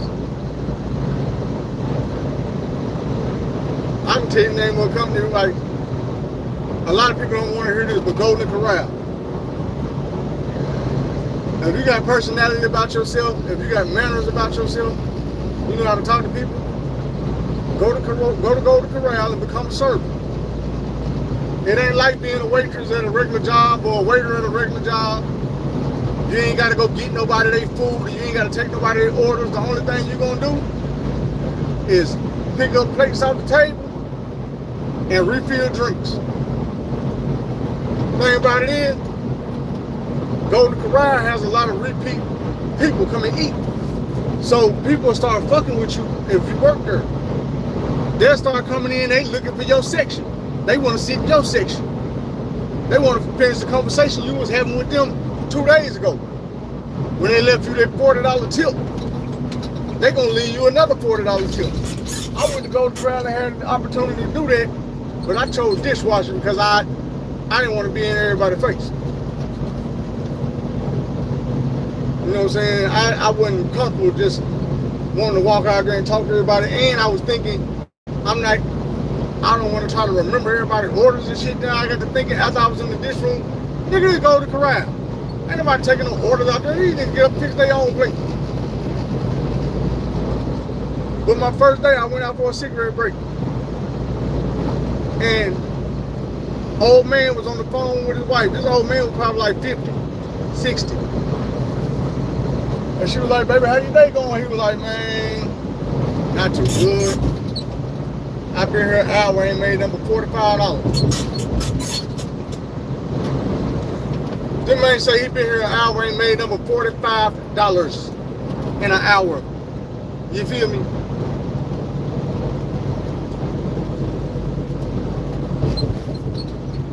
That sounds like a good ass hour to me at a job.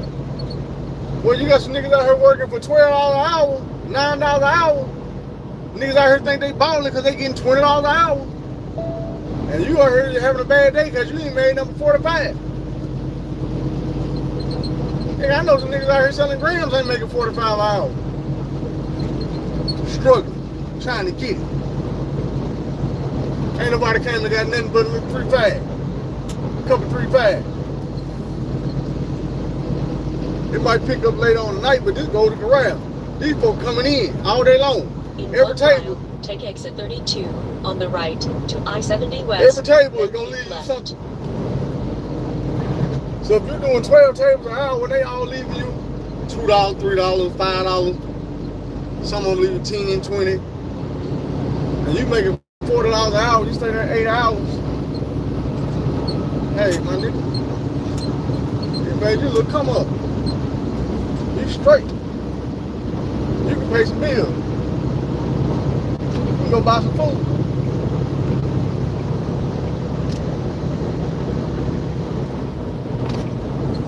Hey, let me open the red coffee. Appreciate y'all.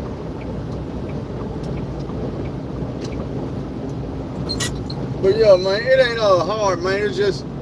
It's hard if you exit 32 ended up in the wrong place. I-70 West, then keep left. See when the corner turn, if I can get some better. Right now I got a shine on my camera, I can't really see. Hey, Exotic, what made you ask me about my cousin?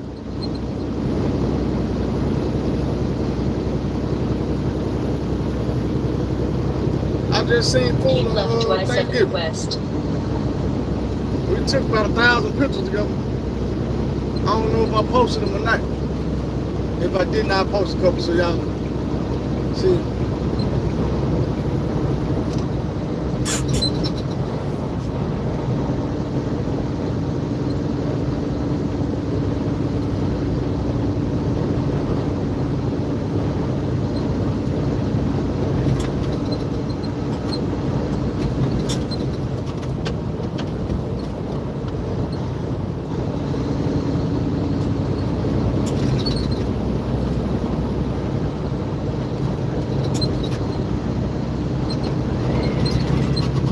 continue on I-70. Alright.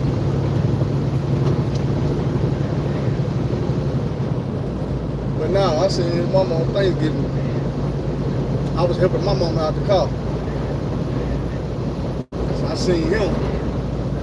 I'm like, yeah, bro, you came from Cali? He's like, yeah.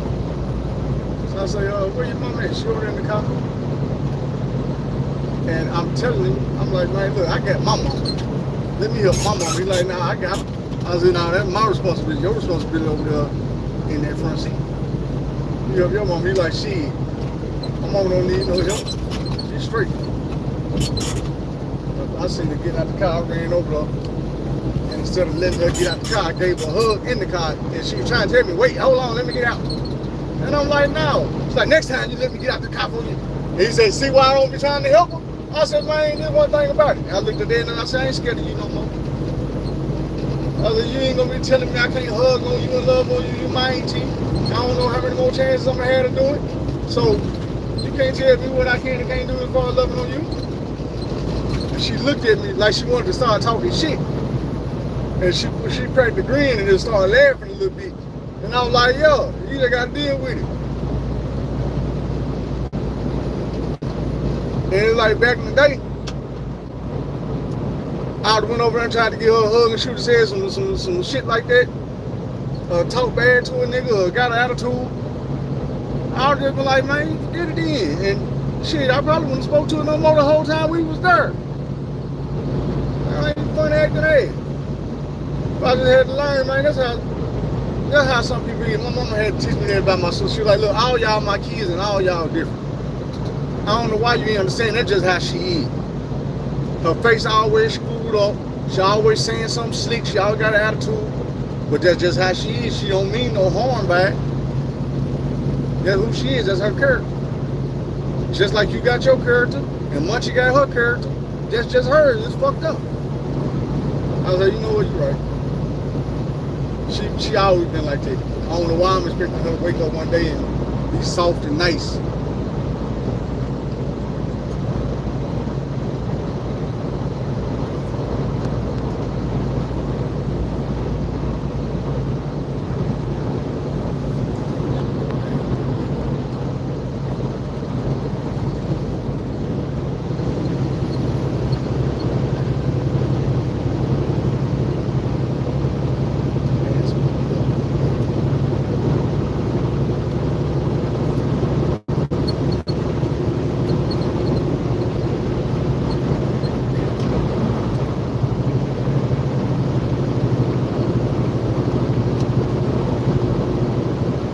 I'm probably going to end this video here in a second.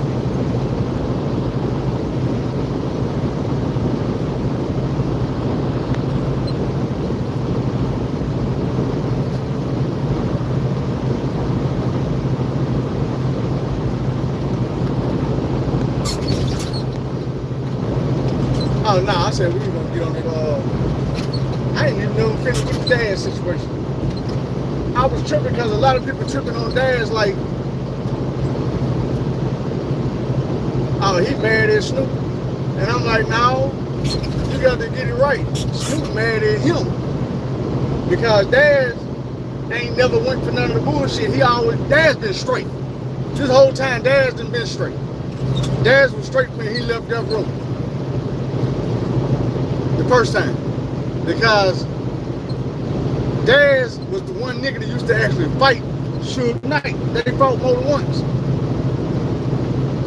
And everybody was up here thinking Suge was unfadable. Well, we've seen the man get knocked out a couple times now. So is it so far-fetched when Dad say, man, I done slammed the shit out of Big Suge Gay. He said, man, he used to punk all the niggas. He wasn't never punking me. We done fought a few times. I slammed his big ass. That nigga respected me when it was all said and done. Oh. Slow down a little bit, slow down a little bit. Slow down too loud.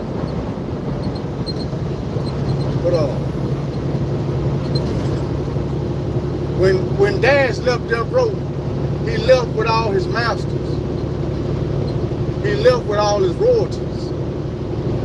And if you know what that means, with Dash being one of the biggest producers at Death Row, that means he didn't just leave with dog food. He left with dog food. I think he said he didn't get murder was the case. But he got the dog father, he got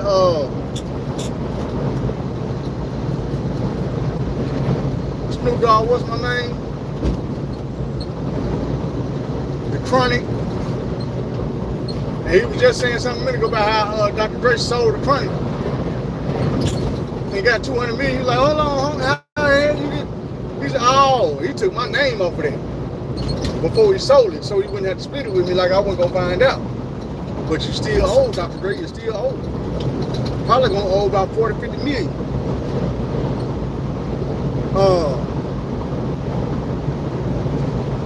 Dude masters to all that music.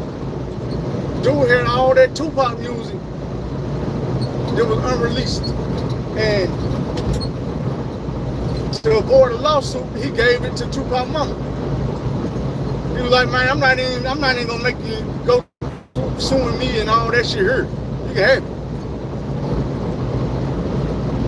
So he gave it, but some of it he still owned. And when people be remixing Pac shit and all this and that, or using the beat off of it, dude get paid for that. I was watching some shit with T-Pain. I know a lot of y'all don't realize how ignorant T-Pain is. That's my dude, I fuck with him, but he ignorant to the situation. A lot of this shit, T-Pain was never a hood nigga. He might have been a misunderstood nigga, but he never was a hood nigga. He didn't understand the song Buy You a Drink. Then when he was using Lil Jon and Lil Scrappy lines to their songs, then he was going to have to pay royalties for that. And the thing about it is, they don't get to pick and choose and say, hey man, go out the dude, get my money from him. Nah, he's straight. No. The company that you hire to do that does that. That's what you pay them for. So anybody out here using your shit in any entity, they go and get you your money for it. So when T-Pain say, I got money in the bank, show them what you drink. And Lil Scrappy's on Money in the Bank say, I got money in the bank, show them what you drink. Hey, give us some royalties for that. And when he on that same song talking about 1, 2 step, you can do it all by yourself. It's that Lil Jon shit. Lil Jon, them people like, hey, give Lil Jon their money for that. That's what he pay us for, to come over and say pay us. But the thing about T-Pain, what he don't realize is, you personally not paying him. The same way this song gonna spin on the radio and you gonna get a cut, they gonna get a cut. It's not your cut, it's their cut. The radio has to pay. Clear Channel, or whoever dealing with the big entity. Because the only reason we listen to radio is for the music. So the people who music getting played gotta get paid. A cut. It's not just your song.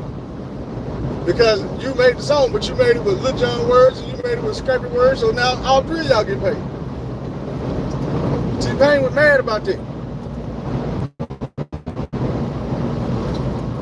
T-Pain let a lot of people fuck him over, so everybody got paid. Now he looking at them like they fuck over.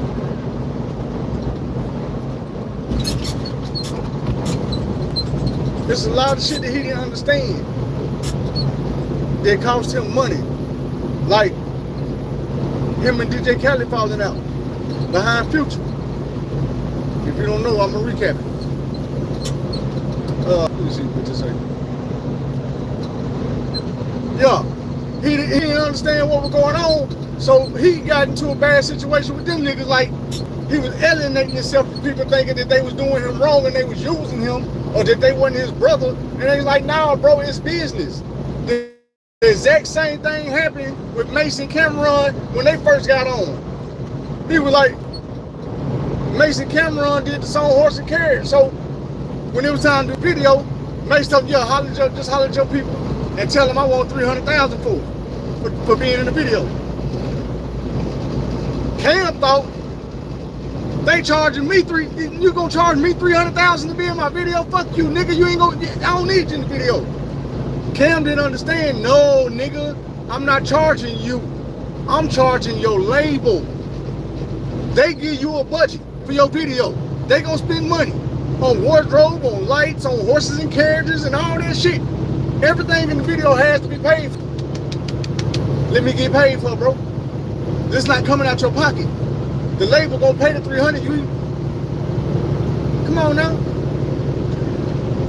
It's in your video budget.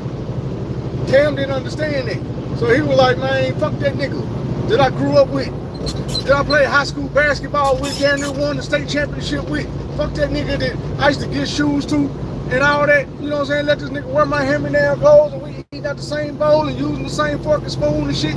Like, fuck you, nigga. $300,000 ain't giving you shit. You supposed to just be in my video. He didn't understand how the industry works. And Mace didn't know how to explain it to him. They were both brand new to the game.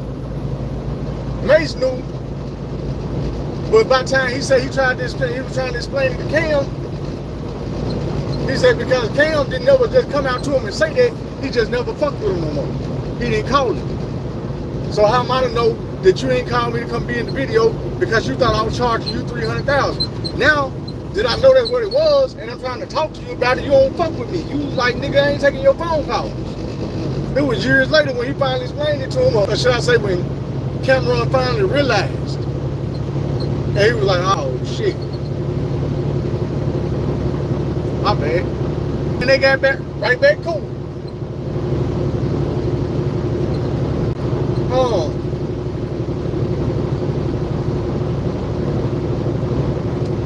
Damn, I just forgot the next situation I've been talking about.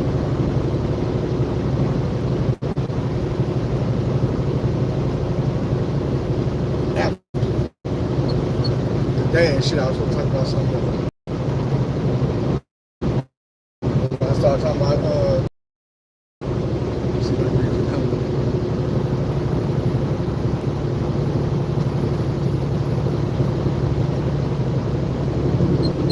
I was going to talk about T-Pain and DJ Khaled.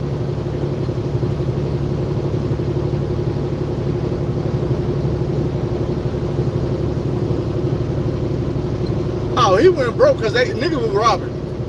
Accountants, all them folk were taking his money because he say, after a while, people, man, look, if you got an accountant, your accountant's whole job is to manage your money. And when he see you not even trying to keep up with your money, you're not even trying to keep up with him, he gonna get the dibbling and dabbling. Well, he gonna say, hey, this nigga is about $1 million car. And he put it like this.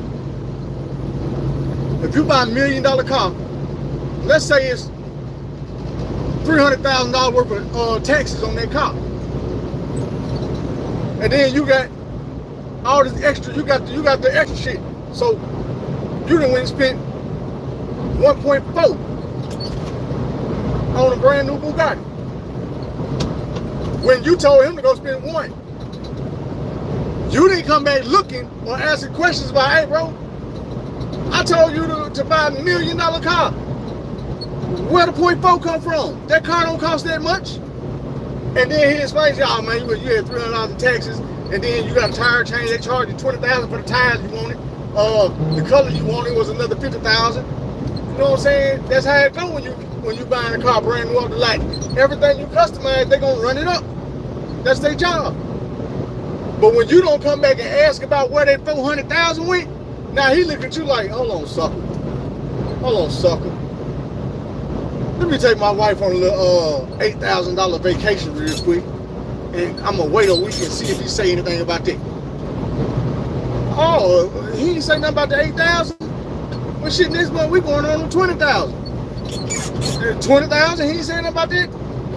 Maybe a little $50,000 shopping spree. It's on T-Pain, cause he just made $4 million. He don't give a fuck right now. Every time he make a grip of money, I'm gonna get me a game. I'm gonna get me a pinch. So if he make goddamn me $5 million, I might walk off with 200,000 and see if he cure. But like he said, he's spending so much money in so different places and never checking to see how much he got coming in, how much he got going out. Next thing you know, it's all gone. Because shit, your accountant knew you wasn't paying no attention. When you get money like that, yeah, it's okay to get you an accountant. But guess what? 2 months go by, you need to go call you an auditor to audit your accountant, to look at everything he did and make sure it's straight. That man come back and tell you, hey man, you made $19,000, I mean 19 million, and you spent goddamn me 15 million. And you like, hold on, no I didn't. I might have spent 10. Shit, well your accountant got another bag. So you didn't pay for this vacation to go to Bahamas? Cause I see money coming out your account over there buying Mai Tais and shit. He was over there around that time. You ain't buy the hotel room. You ain't rent that Bentley while you was over there. You ain't get that private flight to the Bahamas. You wasn't in Dubai last weekend. Oh my nigga, yeah, he burning your ass up, bro. Living like a king flying around the world, impressing his other clients, bringing more money in, so he can rob their ass. Yeah, T-Pain got done in the worst way. You see what happened? He didn't get that phone call till the money was gone. Yeah, you know that Bugatti you bought, that was the last of your money. Now, everybody don't have a Bugatti, so y'all don't know how Bugatti works. It's a fucked up company to buy a car from. You don't own the car. You buy the most expensive cars in the world, you don't own it. They letting you have it. Bugatti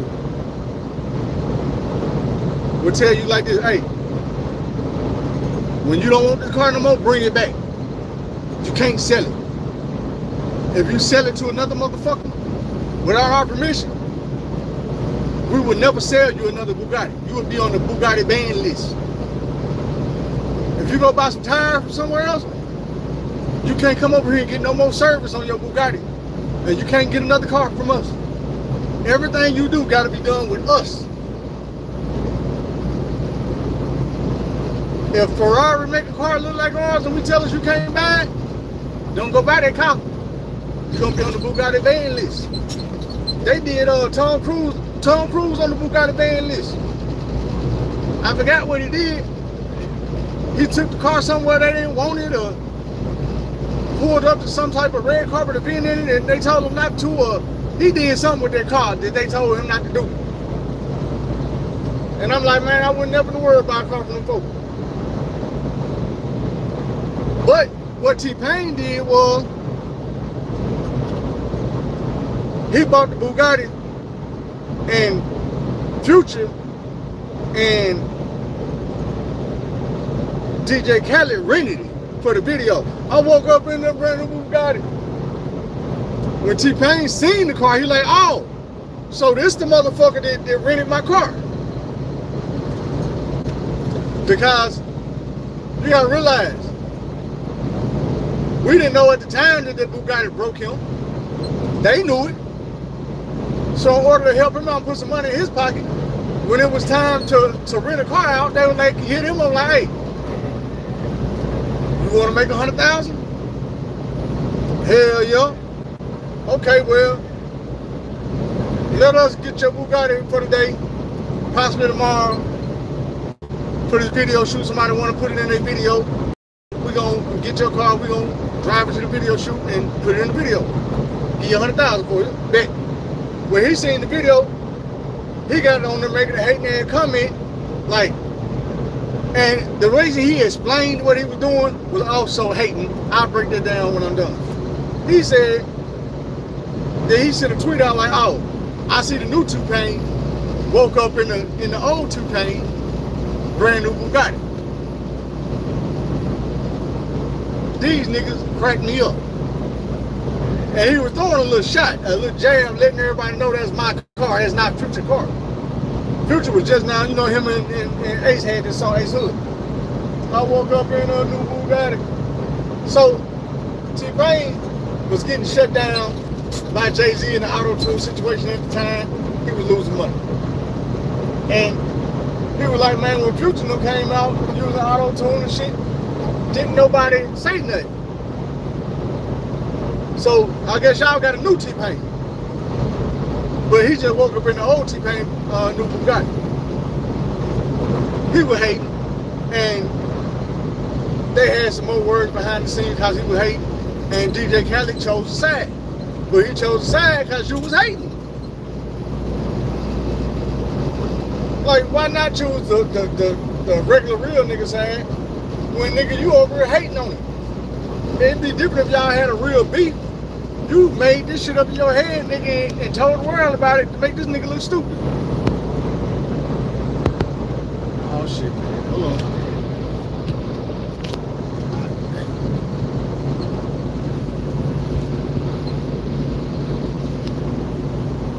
I look better. Damn, they're dead. I'm on 5%.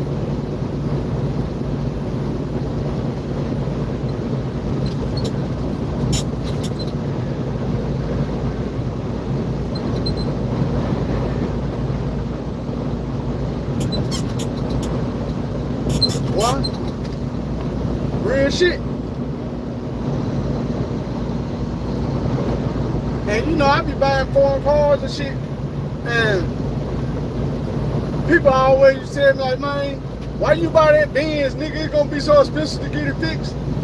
And I tell them, I was like, bro, if the first thing that came across my mind was getting this car fixed when I bought it, I wouldn't have bought it.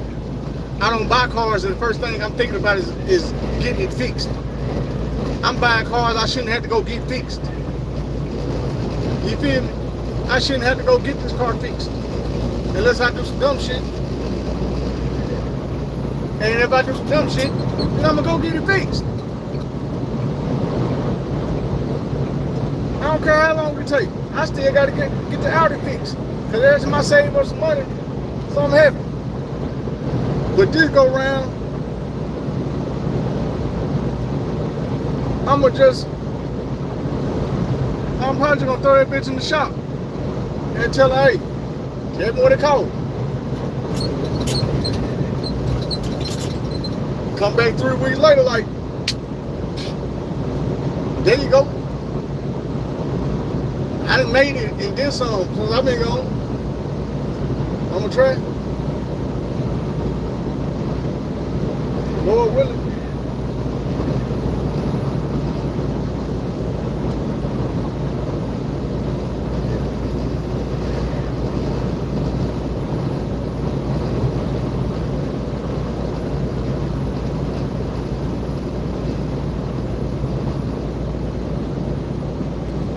Man.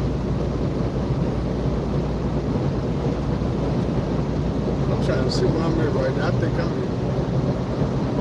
Last time I looked, I was in Maryland.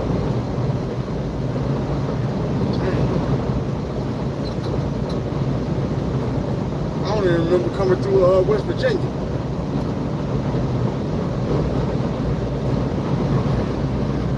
Even though I know here, I probably went.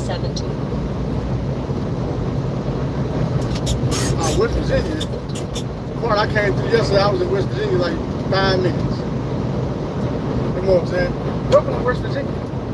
Welcome to Virginia. Hey. Just a tip.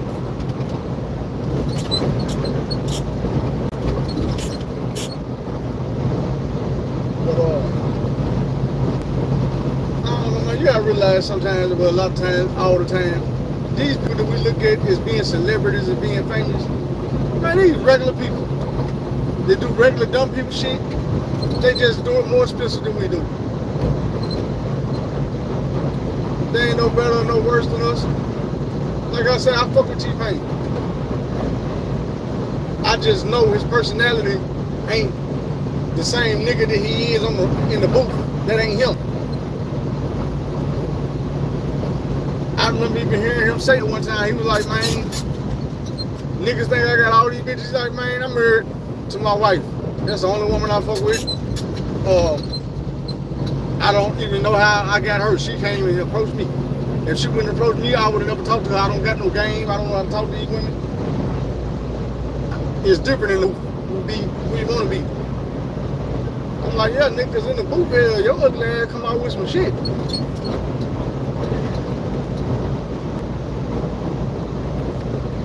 You know?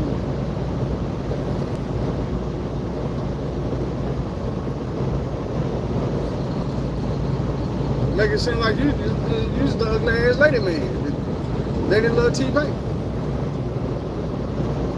You rap and you sing like you got hella confidence, but then when you ain't in the booth, you turn into a weirdo.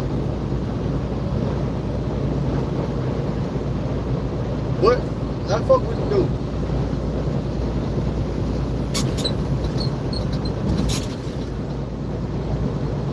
Life is full of niggas that's really weirdos that y'all think, you know what I'm saying, be the man.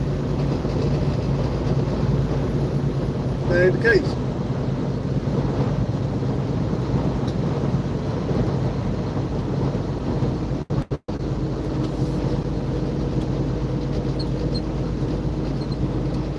I'm finna get rid of ending live. I said it's been 2 hours. But man, y'all stay focused. Stay positive. You know what I'm saying? It's another word start with the people I'm trying to think.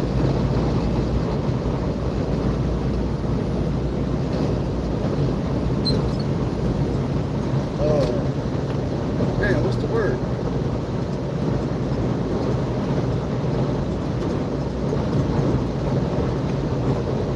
Fuck it, I guess if they positive, we'll have to get it. But love all love. Don't be afraid to take the long road instead of the wrong road. Things the long way instead of the wrong way. Find somebody to help. Tell somebody you love them. I love y'all. We got